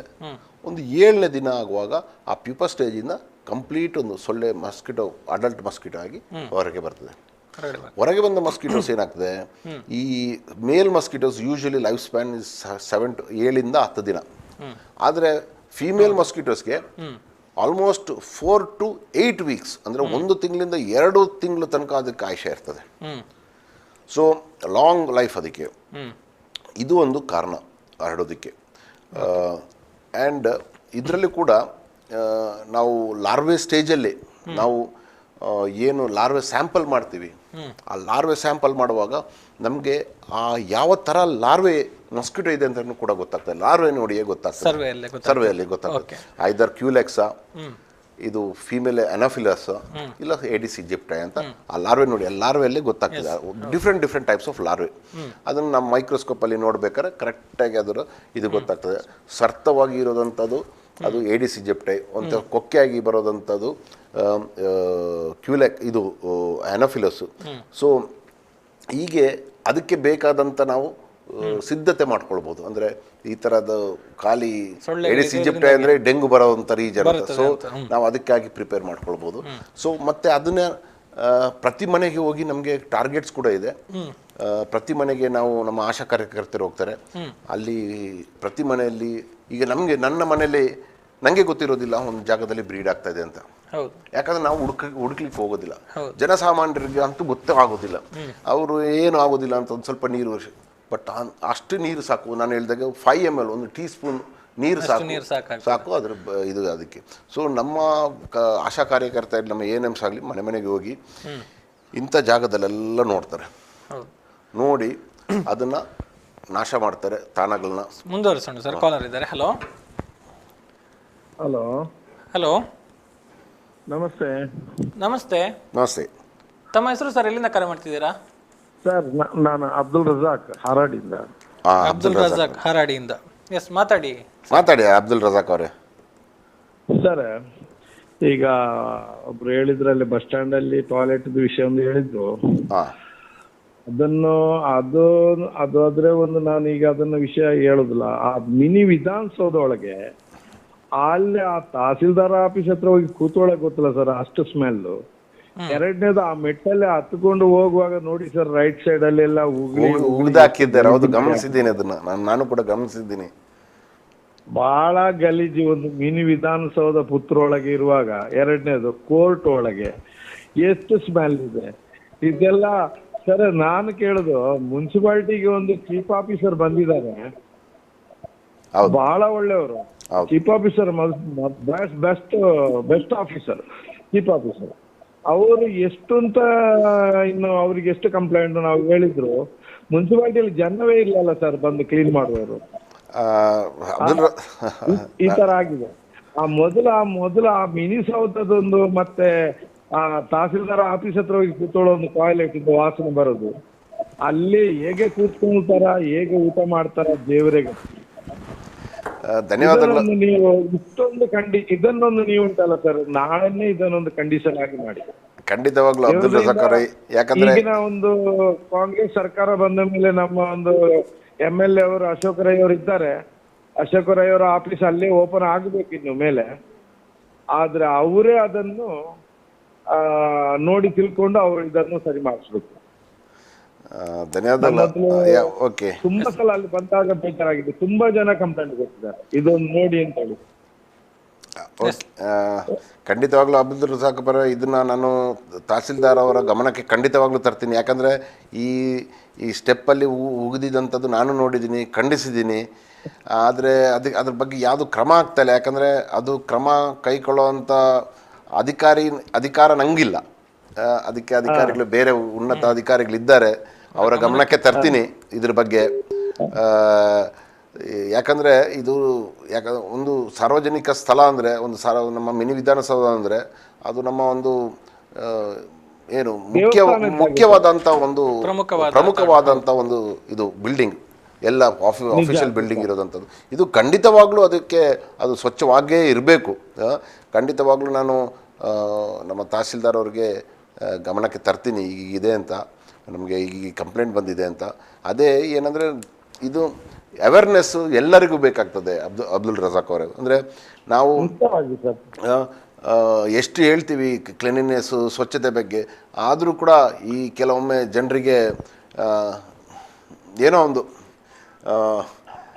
ಒಂದು ಕಾರ್ನರಲ್ಲಿ ಒಂದು ಉಗಿಯೋದಂಥದ್ದು ಭಾಳ ಒಂದು ಹವ್ಯಾಸ. ಅದೊಂದು ಎಲ್ಲಿ ನೋಡಿದ್ರು ತಿನ್ನೋದು, ಅಲ್ಲಿ ಮೇಲೆ ಹೋಗುದು, ಒಂದು ಮೂಲೆಯಲ್ಲೇ ಉಗಿದು ಬಿಡು. ಅದೇ ಅದು ನಾನು ಕೇಳುದು, ಮೇಲಿಂದ ಕೆಳಗೆಲ್ಲ ಆಫೀಸರ್ಗಳು ಹೋಗ್ತಾರೆ ಬರ್ತಾರೆ, ಅವರಿಗಾದ್ರೂ ಕಾಣುದಿಲ್ಲ ಸರ್ ನಾನು ಕೇಳುದು. ಅದೇ ಖಂಡಿತವಾಗ್ಲೂ ನಾನು ಗಮನಕ್ಕೆ ತರ್ತೀನಿ. ಯಾಕಂದ್ರೆ ಅದು ನಾನು ಹೇಳಿದಾಗೆ ನನ್ನ ಅಧಿಕಾರದಲ್ಲಿ ಬರೋದಿಲ್ಲ. ಅದು ಸಂಬಂಧಪಟ್ಟ ಅಧಿಕಾರಿಗಳಿಗೆ ಖಂಡಿತವಾಗ್ಲೂ ನಾನು ತಿಳಿಸ್ತೀನಿ ಸರ್. ಆಯ್ತು ಸರ್, ಖಂಡಿತ ಬಿಡಬೇಡಿ ಸರ್, ಅದನ್ನು ಸ್ವಚ್ಛ ಮಾಡಿಸ್ಬಿಡಿ. ಆಯ್ತು. ಸಾರ್ವಜನಿಕ ಬಂದು ಈಗ ತುಂಬಾ ಜನ ಅಲ್ಲಿ ಸೇರ್ತಾ ಇದ್ದಾರೆ, ತುಂಬಾ ಕೆಲಸ ಇದೆ ಈಗ, ಆದ ಕಾರಣ ತುಂಬಾ ಕಂಪ್ಲೇಂಟ್ ಬಂದಿದ್ದಾರೆ. ನಾನೇ ಶೂಟಿಂಗ್ ಮಾಡಿ ಅದು DC ಗೆ ಕಳಿಸುವ ಐಡಿಯಾ ಮಾಡಿದ್ದೆ ಅದನ್ನು. ಈಗ ಇವತ್ತು ಬಹಳ ಒಳ್ಳೆ ಪ್ರೋಗ್ರಾಮ್ ಮಾಡಿದ್ರಿ, ಒಳ್ಳೇದಾಗಿದೆ, ಸಂತೋಷ ಆಗಿದೆ. Thanks sir. Thanks. Deepak Rai doctor ಅವರಿಗೂ ನನ್ನ ಪರಿಚಯ ಇರಬಹುದು. ಹೌದು, ಇದೆ ಇದೆ ಇದೆ ಇದೆ. Thank you sir, thank you ಕರೆ ಮಾಡಿದ್ದಕ್ಕಾಗಿ. Thanks sir. ನೆಕ್ಸ್ಟ್ ಕಾಲರ್ ಕೂಡ ಇದ್ದಾರೆ, ಅವ್ರ ಜೊತೆ ಮಾತಾಡ್ಕೊಳ್ಳೋಣ. Hello hello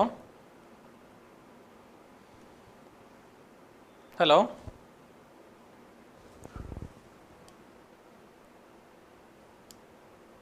hello. Okay, call disconnect ಆಗಿದೆ. ಎಸ್, ಸೊಳ್ಳೆಗಳ ಉತ್ಪತ್ತಿ ತಾಣಗಳ ಬಗ್ಗೆ ಹೇಳ್ತಾ ಇದ್ದೀರಿ. ಅಲ್ಲಿಗೆ ನಿಮ್ಮ ಆಶಾ ಕಾರ್ಯಕರ್ತೆಯರು ANM ಕಾರ್ಯಕರ್ತರು ಹೋದಾಗ ಅದನ್ನು ನಾಶ ಮಾಡ್ತಾರೆ ಅನ್ನುವಂಥದ್ದು, ಅಲ್ಲಿ ಕೂಡ ಒಂದಷ್ಟು ಸವಾಲುಗಳು ಎದುರಾಗುತ್ತೆ ಅನ್ನುವಂಥದ್ದು ಕೂಡ ಈ ಹಿಂದೆ ಕೂಡ ಅನೇಕ ನಿದರ್ಶನಗಳಲ್ಲಿ ಬೆಳಕಿಗೆ ಬಂದಿದೆ. ಏನು ಸರ್, ಈ ಸಂದರ್ಭದಲ್ಲಿ ಸಾರ್ವಜನಿಕರು ಹೇಗೆ ಸಹಕಾರವನ್ನು ಕೊಡಬೇಕಾಗುತ್ತೆ ಈ ವಿಚಾರದಲ್ಲಿ ಅಂತ? ಒಂದು ಏನಂದರೆ, ನಾನು ಸ್ವಂತವಾಗಿ ನನ್ನ ಕಣ್ಣಲ್ಲಿ ನೋಡಿರೋದಂತ, ನಾನು ಫೀಲ್ಡ್ ವಿಸಿಟ್ ಮಾಡುವಾಗ ನಮ್ಮ ಆಶಾ ಕಾರ್ಯಕರ್ತೆಯರು ANMs ಜೊತೆಗೆ ನಾನು ಕೆಲವು ಜಾಗಕ್ಕೆ ಹೋದಾಗ ಈ ಪಾಲೆಗಳೆಲ್ಲ ಇರ್ತದೆ, ಅದನ್ನು ಅವರು ಒಳ್ಳೆ ರೀತಿಯಲ್ಲಿ ಹೇಳ್ತಾರೆ, ನೋಡಿ ಇದರಲ್ಲಿ ಇದೆ, ನೀವು ಮಡಚಿಡಬೇಕು, ಮಡಚು ಮಾಡಬೇಕು, ನಡೀತಾ ಇರಬೇಕು, ಅದನ್ನು ಓಪನ್ ನಮಗೆಲ್ಲ ಆಗೋದಿಲ್ಲ, ನೀವೇ ಅದು ಬಂದು ಮಾಡಿ ಹೋಗಿ ಅಂತಾರೆ.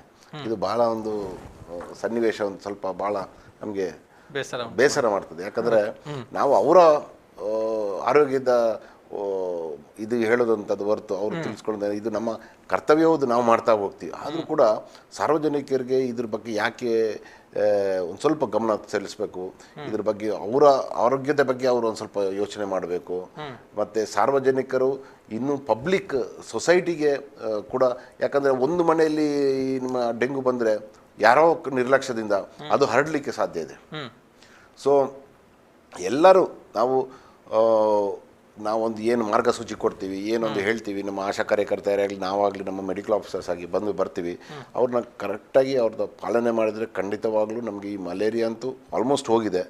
ಡೆಂಗು ಕೂಡ ನಾವು ನಿರ್ಮೂಲನೆ ಮಾಡಿಸ್ಬೋದು ಖಂಡಿತ. ಯಾಕಂದರೆ ಇದಕ್ಕೆ ಸಾರ್ವಜನಿಕರ ಸಹಾಯ ಬೇಕೇ ಬೇಕು. ಮತ್ತು ಇನ್ನೊಂದು ಏನಂದರೆ, ಜಾಸ್ತಿ ಈ ಸೊಳ್ಳೆ ಉತ್ಪಾದನೆ ಆಗೋದು ಈ ಟೈರ್ಗಳಲ್ಲಿ, ಈ ಟೈರ್ ಅಂಗಡಿಗಳೆಲ್ಲ ಇರ್ತದೆ, ಹೊರಗೆ ಹಾಕಿರ್ತಾರೆ. ಅದರ ಬಗ್ಗೆ ಮಾತಾಡೋಣ ಸರ್. ಇನ್ನೊಬ್ರು ಕಾಲರ್ ಇದ್ದಾರೆ. ಹಲೋ ಹಲೋ ಸರ್, ನಮಸ್ತೆ ಸರ್. ನಮಸ್ತೆ. ನಮಸ್ತೆ. ತಮ್ಮ ಹೆಸರು ಎಲ್ಲಿಂದ ಕಾಲ್ ಮಾಡ್ತಿದ್ದೀರಾ? ನಾನು ಬಡಗನೂರಿಂದ ಕಾಲ್ ಮಾಡ್ತಾ ಇದ್ದೇನೆ. ರೇಹಾನ್ ಅಂತ ನನ್ನ ಹೆಸರು. ಬಡಗನೂರಿಂದ. ಎಸ್, ಹೇಳಿ ಮೇಡಮ್, ಮಾತಾಡಿ. ಸರ್, ಅದೇ ಡಾಕ್ಟರ್ ಜೊತೆ ಮಾತಾಡ್ಬೇಕು. ಹೇಳಿ ಮೇಡಮ್. ಸರ್, ಅಂದ್ರೆ ಈಗ ಇನ್ನು ಮಳೆಗಾಲ ಸ್ಟಾರ್ಟ್ ಆಯ್ತಲ್ಲ, ಈಗ ನಮ್ಗೆ ಸೊಳ್ಳೆಗಳು ಕರೆಂಟ್ ಹೋಗುದೆಲ್ಲ ಜಾಸ್ತಿ ಅಲ್ಲ, ಆಗ ಈ ಸೊಳ್ಳೆಗಳೆಲ್ಲ ಬರುವುದಕ್ಕೆ ನಾವು ಮಾಯಿಶ್ಚರೈಸಿಂಗ್ ಅಲ್ಲದಿದ್ರೆ ಬತ್ತಿಗಳೆಲ್ಲ ಮ್ಯಾಕ್ಸ್ ಇದೆಲ್ಲ ಉಪಯೋಗಿಸ್ತೇವಲ್ಲ, ಅದೆಲ್ಲ ಎಷ್ಟರ ಮಟ್ಟಿಗೆ ಒಳ್ಳೇದು ಸರ್? ಅಂದ್ರೆ ಬ್ಯಾಡ್ ಏನಾದ್ರು ನಮ್ಮ ಶರೀರಕ್ಕೆ ಆಗ್ಲಿ, ನಾವು ಅದರ ಅಂದ್ರೆ ಬಾಗಿಲ ಹಾಕಿ ನಾವು ಇದು ಮಾಡ್ತೇವೆ, ಮಾತ್ರ ಅದರ ಹೊಗೆ ಎಲ್ಲ ಹೋಗ್ತದೆ, ಅದೆಲ್ಲ ನಮ್ಮ ಶರೀರಕ್ಕೆ ಹೋಗ್ತೇವಲ್ಲ ಸರ್, ಅದ್ರ ಬಗ್ಗೆ ಸ್ವಲ್ಪ ಮಾತಾಡ್ಬೋದು. ಮೊದಲಿಗಾಗಿ ಅದೇ ನಾವು ಹೇಳಿದಂಥದ್ದು ಆವಾಗಲೇ ಪ್ರಿವೆನ್ಷನ್ ಅಂದರೆ ನೀವು ನಿಮ್ಮ ಮನೆ ಒಳಗೆ ಈ ನುಸಿ ನುಗ್ಗದಾಗೆ ನೋಡ್ಕೊಳ್ಬೇಕು. ಅಂದರೆ ಬೆಳಿಗ್ಗೆ ಹೊತ್ತು, ಮುಂಜಾನೆ ಮತ್ತು ಸಂಜೆ ಹೊತ್ತು ನಿಮ್ಮ ಎಲ್ಲ ಬಾಗಿಲು ಕಿಡಿಕಿಗಳನ್ನ ಕ್ಲೋಸ್ ಮಾಡಿ ಇಡಿ. ಆಗ ಈ ಟೈಮಲ್ಲಿ ತುಂಬ ಆಕ್ಟಿವ್ ಆಗಿರ್ತದೆ ಈ ಸೊಳ್ಳೆಗಳು, ಆಗ ಅದು ಹೊರಗೆ ಹೋಗ್ತದೆ. ಒಂದು ವೇಳೆ ಒಳಗೆ ಇದೆ ಸೊಳ್ಳೆ ಅಂತ ಆದರೂ ಕೂಡ best is to use some body, ಇದಕ್ಕೆ ನಿಮ್ಮ ಎಣ್ಣೆ ಯಾವುದಾದ್ರೂ ಇದ್ರೂ ಕೂಡ ನೀವು ಹಾಕ್ಕೊಂಡ್ರೆ ಸಾಕು. ಯಾಕಂದರೆ ಇಟ್ಸ್ ಎ ರಿಪೆಲೆಂಟ್. ಯಾವುದು ಎಲ್ಲ ಥರದ್ದು ಆಯಿಲ್ಸ್ ಅದು ಹಾಕಿದರೆ ಕೈಗೆ, ಅದು ಒಂದು ನಿಮ್ಮ ಕೈಗೂ ಕೂಡ ಮಾಯ್ಶ್ಚರೈಸರ್ ಥರ ಕೂಡ ಆಗ್ತದೆ. ನಮ್ಮ ತೆಂಗಿನ ಎಣ್ಣೆ ಕೂಡ ಹಾಕ್ಬೋದು, ಮಾಯ್ಶ್ಚರೈಸರ್ ಕೂಡ ಆಗ್ತದೆ, ಮತ್ತು ಇಟ್ಸ್ ಎ ರಿಪೆಲೆಂಟ್ ಆಲ್ಸೋ. ನೀವು ಕಮರ್ಷಿಯಲಿ ಅವೈಲೇಬಲ್ ಓಡಮೋಸನೇ ಹಾಕ್ಬೇಕಂತಲೇ ಏನಿಲ್ಲ. ಮತ್ತು ಇನ್ನೊಂದು ಈ ಮಸ್ಕಿಟೋ ಕಾಯಿಲ್ಸ್ ಬರ್ತದೆ, ಕಾಯಿಲ್ಸ್ ಯೂಸೇಜ್ ಆದಷ್ಟು ಕಮ್ಮಿ ಮಾಡಿದರೆ ಒಳ್ಳೆಯದು. ಯಾಕಂದರೆ ಇದರಿಂದ ಒಂದು ಸ್ವಲ್ಪ ಶ್ವಾಸಕೋಶದ ಒಂದು ಸಮಸ್ಯೆ ಬರಲಿಕ್ಕೆ ಸಾಧ್ಯತೆ ಇದೆ. ಆ್ಯಂಡ್ ಇದರಲ್ಲಿ ಹಾರ್ಮ್ಫುಲ್ ಎಫೆಕ್ಟ್ ಕೂಡ ಇದೆ ಅಂತ ಕೆಲವು ಸರ್ವೇಸಲ್ಲಿ ಇದಾಗಿದೆ. ಸೊ ಆದಷ್ಟು ಅದನ್ನು ಅವಾಯ್ಡ್ ಮಾಡಿ. ಬೇಸಿಕಲಿ ನ್ಯಾಚುರಲ್, ನಾನು ಹೇಳಿದೆ ಆವಾಗ, ಇದು ಏನು ನಮ್ಮ ಅಡಿಕೆದು ಸಿಪ್ಪೆ ಏನಿದೆ ಅದನ್ನು ಒಂದು ಸ್ವಲ್ಪ ನೀವು ಹೊರಗೆ ಒಂದು ಸ್ವಲ್ಪ ಹೊಗೆ ಹಾಕಿದರೆ ಇಟ್ಸ್ ಆದಷ್ಟು ಒಳ್ಳೆಯದು, ನಿಮಗೆ ಫಾಗಿಂಗ್ ಆದಾಗೆ ಆಗ್ತದೆ. ಸೊ ಈ ಥರದ್ದು ನಮ್ಮ ನ್ಯಾಚುರಲಿ ಅವೈಲೇಬಲ್ ನಾವು ರಿಸೋರ್ಸಸ್ ಯೂಸ್ ಮಾಡಿಕೊಂಡು ನಾವು ಇದನ್ನು ತಡೆಗಟ್ಬೋದು.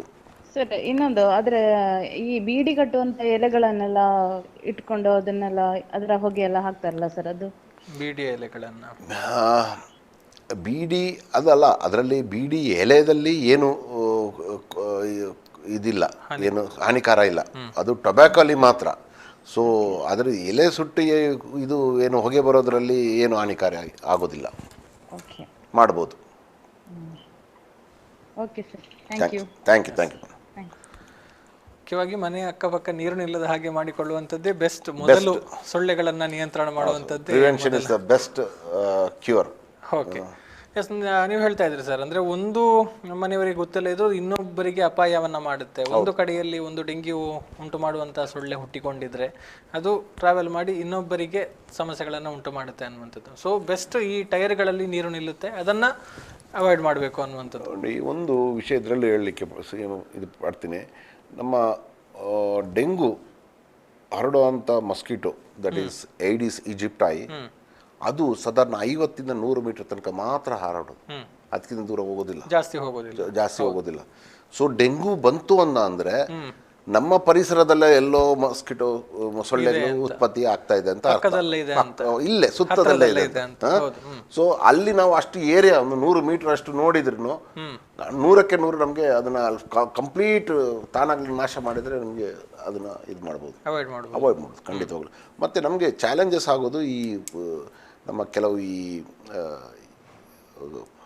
ಟೌನ್ಸಲ್ಲೆಲ್ಲ ಈ ಟೈರ್ಸ್, ಮತ್ತು ಇವನ್ ಹಳ್ಳಿಯಲ್ಲಿ ಈ ಕೆಲವೊಂದು ಟೈರ್ ತೆಗೆದೊಂದು ಹೊರಗೆ ಹಾಕಿರ್ತಾರೆ. ಆ ಟೈರ್ ಒಳಗೆ ಅದು ಅದರಲ್ಲಿ ಅದು ಮ್ಯಾಕ್ಸಿಮಮ್ ಬ್ರೀಡಿಂಗ್, ಅದು ಕಾಣೋದು ಇಲ್ಲ, ಗೊತ್ತೂ ಆಗೋದಿಲ್ಲ, ಮತ್ತೆ ಅದನ್ನ ಅಲ್ಲಿಂದ ನೀರು ತೆಗೆಯೋದು ಭಾರಿ ಕಷ್ಟ ಆಗ್ತದೆ. ಸೊ ಈ ಎಸ್ಪೆಷಲಿ ನಮಗೆ ಈಗ ನಾವು ಇನ್ನು KSRTC ಡಿಪೋಗೆ ವಿಸಿಟ್ ಮಾಡ್ಬೇಕು, ಯಾಕಂದರೆ ಈ ಯೂಸ್ಡ್ ಟೈರ್ಸಲ್ಲಿ ಜಾಸ್ತಿ ಎಸ್ತು ಬಿಸಾಕಿರ್ತಾರೆ. ಅದನ್ನ ಕಂಡಮ್ನೇಷನ್ ಮಾಡಲಿಕ್ಕೆ ಅವರಿಗೆ ಪ್ರಕ್ರಿಯೆ ಇರ್ತದೆ, ಆ ಪ್ರಕ್ರಿಯೆ ಆಗೋ ತನಕ ನಾವು ಕಾಯಕ್ಕೆ ಆಗೋದಿಲ್ಲ. ಸೊ ಅವ್ರಿಗೂ ಕೂಡ ನಾವು ನಿರ್ದೇಶನ ಕೊಡಬೇಕಾಗ್ತದೆ, ಅದನ್ನ ಏನಾದರೂ ಪ್ಲಾಸ್ಟಿಕ್ ಕವರ್ ಹಾಕಿ ಒಂದು ಪ್ಲಾಸ್ಟಿಕ್ ಶೀಟ್ ಹಾಕಿ ಮುಚ್ಚೋದಾಗೆ. ಮತ್ತೆ ಇನ್ನೊಂದು ಈ ನಮ್ಮ ಕೆಲವು ಸೋಡಾ ಬಾಟಲ್ಸ್ ಎಲ್ಲ ಇರ್ತದೆ, ಹೊರಗೆ ಇಟ್ಟಿರ್ತದೆ ಸಣ್ಣ ಸಣ್ಣ ಅಂಗಡಿಯಲ್ಲಿ, ಇಂಥದ್ರಲ್ಲೆಲ್ಲ ಸಿವಿಯರ್ ಸ್ಪ್ರೆಡ್ ಆಗ್ತದೆ. ಅದು ಯಾರಿಗೂ ಗಮನಕ್ಕೆ ಬರೋದಿಲ್ಲ. ಅದು ನಾವು ಸಣ್ಣ ವಿಚಾರ ನೋಡ್ಲಿಕ್ಕೆ ಸಣ್ಣದು, ಏನು ಕಾಣಲ್ಲಿ ಕ್ರೇಟ್ ಇರ್ತದೆ, ಒಂದು 4 ಬಾಟ್ಲ್ ಇರ್ತದೆ, ಖಾಲಿ ಬಾಟ್ಲು ಕುಡ್ದಿರೋದಂಥದ್ದು, ಅದರಲ್ಲಿ ಮಳೆ ನೀರು ಬಂದು ಅದ್ರಲ್ಲಿ ಅದನ್ನು ಯಾರು ಕ್ಲೀನ್ ಮಾಡ್ಲಿಕ್ಕೆ ಹೋಗೋದಿಲ್ಲ, ನೋಡ್ಲಿಕ್ಕೆ ಹೋಗಲು ಎತ್ತಕ್ಕೆ ಹೋಗೋದಿಲ್ಲ. ಸೊ ಎಲ್ಲೆಲ್ಲಿ ನೋಡಬೇಕು ಅಲ್ಲಿ ನೋಡ್ಬೇಕಾಗ್ತದೆ ನಾವು. ಸೊ ಅದು ನಮ್ಮ ಪಾಟ್ಗಳಲ್ಲಿ ಪಾಟ್ ಆ್ಯಂಡ್ ಎಸ್ಪೆಷಲಿ ನಾನು ಹೇಳ್ಬೇಕಂತಂದ್ರೆ ನಮ್ಮ ಮನೆಯಲ್ಲಿ ಒಳಗೆ ಇನ್ಸೈಡ್ ನಾವು ಕೆಲವೊಂದು ಗಿಡಗಳನ್ನ ನಾವು ಸಾಕ್ತೀವಿ. ಈ ಅದಕ್ಕೆ ಕೆಳಗೆ ಇಳಿಲಿಕ್ಕೆ ಒಂದು ಕೆಳಗಡೆ ಒಂದು ತಟ್ಟೆ ಇಟ್ಟಿರ್ತೀವಿ, ನೀರು ಹಾಕ್ತಿರ್ತೀವಿ, ಎಕ್ಸೆಸ್ ವಾಟರ್ ಕೆಳಗೆ ಬಂದು ಸಿರ್ತದೆ ಅದರಲ್ಲಿ. ಅದು and again that is maximum. ನಾವು ಉಲ್ಲೇಖ ಕೊಡ್ಬೇಕಂದ್ರೆ ಕೊಡ್ಬೋದು. ಒಂದು ಭಾಳ ಒಂದು ಶ್ರೀಮಂತರ ಮನೆ ಮಂಗಳೂರಲ್ಲಿ, ಅಲ್ಲಿ ಸಿವಿಯರ್ ಬ್ರೇಕ್ಔಟ್ ಆಯಿತು. ಬ್ರೇಕ್ಔಟ್ ಆದಾಗ ನಮ್ಮವರು ಹೋಗಿ ಅಲ್ಲಿ ನೋಡ್ಬೇಕಾದ್ರೆ ಮತ್ತೆ ನೋಡಿದಾಗ ಸೋರ್ಸು ಅವ್ರ ಮನೆ ಒಳಗೇನೆ ಇತ್ತು. ಸೊ ಇಂಥ ಸೋರ್ಸಸ್ ನೋಡಬೇಕಾಗ್ತದೆ. ಮತ್ತೆ ಇನ್ನೊಂದು ನಾನು ಹೇಳ್ಬೇಕಂತ ಎಣಿಸ್ತೀನಿ, ಯಾಕಂದರೆ ನಿಮಗೆ ಒಂದು ಸ್ವಲ್ಪ ಲಾರ್ಜ್ ರಿಸರ್ವಾಯರ್ ಇದ್ದರೆ, ಅಂದರೆ ಒಂದು ಸ್ಟ್ಯಾಗ್ನೇಟೆಡ್ ವಾಟರ್ ಒಂದು ಸ್ವಲ್ಪ ದೊಡ್ಡದು ತೋಡು ಥರ ಏನಾದರೂ ಇದ್ದರೆ ಅಲ್ಲಿ ಮಸ್ಕಿಟೋಸ್ ಇದೆ ಅಂತ ಆದರೆ, ನಾವು ಪ್ರತಿಯೊಂದು ನಮ್ಮ PHCs ಅಲ್ಲಿ ನಾವು ಒಂದು ಟ್ಯಾಂಕ್ ಮಾಡಿದ್ದೀವಿ, ಗಪ್ಪಿ ಟ್ಯಾಂಕ್ ಅಂತ, ಫಿಶ್ ಟ್ಯಾಂಕ್. ಅದರಲ್ಲಿ ಗಪ್ಪಿ ಮೀನು ಸಾಕ್ತೀವಿ. ಸೊ ಈ ಗಪ್ಪಿ ಮೀನು ಕೋರಿಕೆ ಮೇಲೆಗೆ ನಾವು ಅವ್ರಿಗೆ ಕೊಡ್ತೀವಿ, ಕೊಟ್ಟು ಅದನ್ನು ನೀರಲ್ಲಿ ಬಿಡೋಕ್ಕೆ. ಈ ಗಪ್ಪಿ ಮೀನು ಏನು ಮಾಡ್ತದೆ, ಈ ಲಾರ್ವೆನ ತಿಂತದೆ. So it's A biological means of eradication. So ಯಾರಿಗೂ ಬೇಕಂತ ಇದ್ದರೆ ಅವರ ಆಶಾ ಕಾರ್ಯಕರ್ತರ ಹತ್ರ ನಮ್ಮ PHC ಕಾಂಟ್ಯಾಕ್ಟ್ ಮಾಡಿದರೆ ನಾವು ಮೀನು ನಮ್ಮಲ್ಲಿ ಇರೋದಂಥದ್ದು ನಾವು ಅವ್ರಿಗೆ ಕೊಡ್ತೀವಿ, ಆ ಜಾಗದಲ್ಲಿ ಹಾಕಿದರೆ ಇದಾಗ್ತದೆ. ಸೊ ಈ ಮೂಲಕ ಬಾವಿಯ ಮೂಲಕ ಸೊಳ್ಳೆಗಳು ಉತ್ಪತ್ತಿ ಆಗುವಂಥದ್ದನ್ನೆಲ್ಲ ನಾವು ಖಂಡಿತವಾಗ್ಲೂ ನಿಲ್ಲಿಸ್ಬೋದು. ಖಂಡಿತವಾಗ್ಲೂ ಬಾವಿಗೂ ಹಾಕ್ಬೋದು ಈ ಗಪ್ಪಿ ಮೀನನ್ನ, ಬಾವಿಯಲ್ಲೂ ಇದಾಗ್ತದೆ. ಯಾಕಂದರೆ ಒಂದು ಇದು ಸ್ಟ್ಯಾಗ್ನೆಂಟ್ ವಾಟರ್ ಅಂತಾರೆ. ಸೊ ಇದರಲ್ಲೂ ಕೂಡ ಇದು. So that is also A biological way of controlling. ಮತ್ತು ಈ ಲೋಟಸ್ ಪಾಂಡ್ಸು ಮಾಡ್ತಾರೆ ಪ್ರೈವೇಟ್ ಇದರಲ್ಲಿ, ಲೋಟಸ್ ಪಾಂಡ್ಸು ಅವ್ರಿಗೆ ಅದರಲ್ಲಿ ಕರೆಕ್ಟಾಗಿ ಅದರಲ್ಲಿ ಅವ್ರಿಗೆ ಗೊತ್ತಾಗೋದಿಲ್ಲ ಲೋಟಸ್ ಇದೆ ಅಂತ, ಚೆನ್ನಾಗಿರ್ತದೆ, ಆದರೆ ಆ ನೀರಿನಲ್ಲಿ ಈ ಮಸ್ಕಿಟೋಸ್ ಬ್ರೀಡ್ ಆಗ್ತದೆ. ಸೊ ಅಂಥ ಪಾಂಡಲ್ಲೂ ಕೂಡ ಇಂಥ ಗಪ್ಪಿ ಮೀನು ಹಾಕಬೇಕು. ಹಾಕಿದರೆ ಅದು ಈ ಲಾರ್ವೆನ ತಿಂದು ಅಲ್ಲಿ ಸೊಳ್ಳೆಗಳಂತೂ ಉತ್ಪತ್ತಿ ಆಗೋದಿಲ್ಲ. ಎಸ್, ಅಂದ್ರೆ ಇದೆಲ್ಲ ಸಾರ್ವಜನಿಕರು ಗಮನ ಹರಿಸಬೇಕಾದಂತ ವಿಚಾರ. ಇದೆಲ್ಲ ಸಮಸ್ಯೆಗಳೆಲ್ಲ ಅಂತ ಅನಿಸುತ್ತೆ ಕೇಳುವಾಗ, ಇದರಲ್ಲಿ ಏನಾಗುತ್ತೆ ಅನ್ನುವಂಥದ್ದು. ಆದ್ರೆ ಇದು ದೊಡ್ಡ ಅಪಾಯವನ್ನ ಕೂಡ ಉಂಟು ಮಾಡಬಹುದು ಅನ್ನುವಂಥದ್ದು. ಎಸ್ ಸರ್, ಇನ್ನು ನಿಮಗೆ ಈಗಾಗಲೇ ಹೇಳಿದ್ರಿ ಆಶಾ ಕಾರ್ಯಕರ್ತರು ಸಹಕಾರವನ್ನು ಕೊಡ್ತಾ ಇದ್ದಾರೆ. ಬಹುಶಃ ಕೋವಿಡ್ನ ನಂತರ ಎಲ್ಲ ಇಲಾಖೆಗಳು ಸಹಕಾರವನ್ನು ಕೊಡ್ತಾ ಇದ್ದಾರೆ ಅನ್ನುವಂಥದ್ದನ್ನ ಮೊದಲಿಗೆ ಹೇಳಿದ್ರಿ ನೀವು. ಈಗ ನಿಮಗೆ ಯಾರದ್ದೆಲ್ಲ ಸಹಕಾರ ಸಿಗ್ತಾ ಇದೆ, ಹೇಗೆ ಕಾರ್ಯಕ್ರಮಗಳನ್ನು ಜಾರಿ ಮಾಡ್ತಾ ಹೋಗ್ತಾ ಇದ್ದೀರಿ ಅಂತ? ನೋಡಿ ಗೌತಮ್ ಅವರೇ, ನಮಗೆ ಎಲ್ಲ ಸೇರಿ ನಮಗೆ ಸಾಧಾರಣ ಒಂದು 48 ರಾಷ್ಟ್ರೀಯ ಕಾರ್ಯಕ್ರಮಗಳಿದೆ. ಓಕೆ, ಅಂದರೆ 48 ಕಾರ್ಯಕ್ರಮಗಳಿದ್ದರೆ ಆ 48 ಕಾರ್ಯಕ್ರಮಗಳು ಎಲ್ಲದಕ್ಕೂ ಇಂಪಾರ್ಟೆನ್ಸ್ ಒಂದೇ ಸಲ ಬರೋದಿಲ್ಲ. ಆದರೆ ಇತ್ತೀಚಿನ ದಿನದಲ್ಲಿ ನಮಗೆ ಕೆಲವೊಂದು ಬಹಳ ಒಂದು ಇಂಪಾರ್ಟೆಂಟ್ ಇದು ಬಂದು ಅಫ್ಕೋರ್ಸ್ ಆಫ್ಟರ್ ಕೋವಿಡ್ ಅಂಥದ್ದು ಯಾವುದ್ರಲ್ಲೂ ಇರಲಿಲ್ಲ, ನಮ್ಮ ಹಿಸ್ಟ್ರಿಯಲ್ಲೇ ಇರಲಿಲ್ಲ. ಅಂಥದ್ದು ಒಂದು 2-3 ವರ್ಷದಿಂದ ಬಂತು. ನಾವು ವಿ ಕೇಮ್ ಥ್ರೂ ದಟ್, ಇಲ್ಲಿ ತನಕ ಬಂದಿದ್ದೀವಿ. ಇವಾಗ ಅದರ ಬಳಿಕ ಆರೋಗ್ಯದ ಬಗ್ಗೆ ಸ್ವಲ್ಪ ಗಮನ ಹೆಚ್ಚಾಗಿದೆ. ಒಂದು ಸ್ವಲ್ಪ ಪೀಪಲ್, ಒಂದು ಸ್ವಲ್ಪ ಜನರಿಗೆ ಒಂದು ಸ್ವಲ್ಪ ಭಯ ಇದಾಗ್ಬೋದೇನೋ. ಬಟ್ ಒಂದು ಈ ವೇದಿಕೆಯಲ್ಲಿ ಹೇಳಲಿಕ್ಕೆ ಬರ್ತೀನಿ, ಕೆಲವರಿಗೆ ಸಂಶಯ ಇದೆ ಕೋವಿಡ್ ವ್ಯಾಕ್ಸಿನಿಂದ ಅದಾಯಿತು ಇದಾಯಿತು. ಖಂಡಿತವಾಗ್ಲೂ ನಾನು ಈ ವೇದಿಕೆಯಲ್ಲಿ ನಿತ್ಯ ಪ್ರಮಾಣ ಮಾಡಲಿಕ್ಕೆ ಹೇಳ್ತೀನಿ, ಕೋವಿಡ್ ವ್ಯಾಕ್ಸಿನೇಷನಿಂದ ಖಂಡಿತವಾಗ್ಲೂ ನಾವು ಕೋವಿಡ್ ದೂರ ಮಾಡಲಿಕ್ಕಾಯಿತು. ಮತ್ತು ಎಷ್ಟೋ ನಾವು ಡೆತ್ಸ್ ನಾವು ಪ್ರಿವೆಂಟ್ ಮಾಡಲಿಕ್ಕಾಯಿತು. ಸೊ ಇದೊಂದು ಭಾಳ ಒಂದು ನಾನು ಪ್ರಮಾಣ ಮಾಡಲಿಕ್ಕೆ ಹೇಳ್ತೀನಿ. ಯಾಕಂದರೆ ನಮ್ಮ ಪುತ್ತೂರು ತಾಲೂಕಿನಲ್ಲಿ ನಾವು we are the first to achieve 100% first ಇದು ಆ್ಯಂಡ್ ಸೆಕೆಂಡ್ ಡೋಸೇಜು. ಸೊ ನಮ್ಮಲ್ಲಿ ಈಗ ಒಂದು 6 ತಿಂಗಳಿಂದ ಸಿಂಗಲ್ ಕೇಸಸ್ ಕೂಡ ರಿಪೋರ್ಟ್ ಆಗಿಲ್ಲ ಪುತ್ತೂರು ತಾಲೂಕು, ಪುತ್ತೂರು ಕಡಬದಲ್ಲಿ. ಮಂಗಳೂರಲ್ಲಿ ಒಕೇಶ್ನಲ್ಲಿ 2 ದಿನಕ್ಕೊಂದು ಕೇಸ್ ರಿಪೋರ್ಟ್ ಆಗ್ತಾ ಇರ್ತದೆ, ಬೇರೆ ತಾಲೂಕಲ್ಲೂ ರಿಪೋರ್ಟ್ ಆಗ್ತದೆ. ಬಟ್ ಪುತ್ತೂರಲ್ಲಿ ಆಗ್ತಾ ಇಲ್ಲ. ಇದು because of vaccination.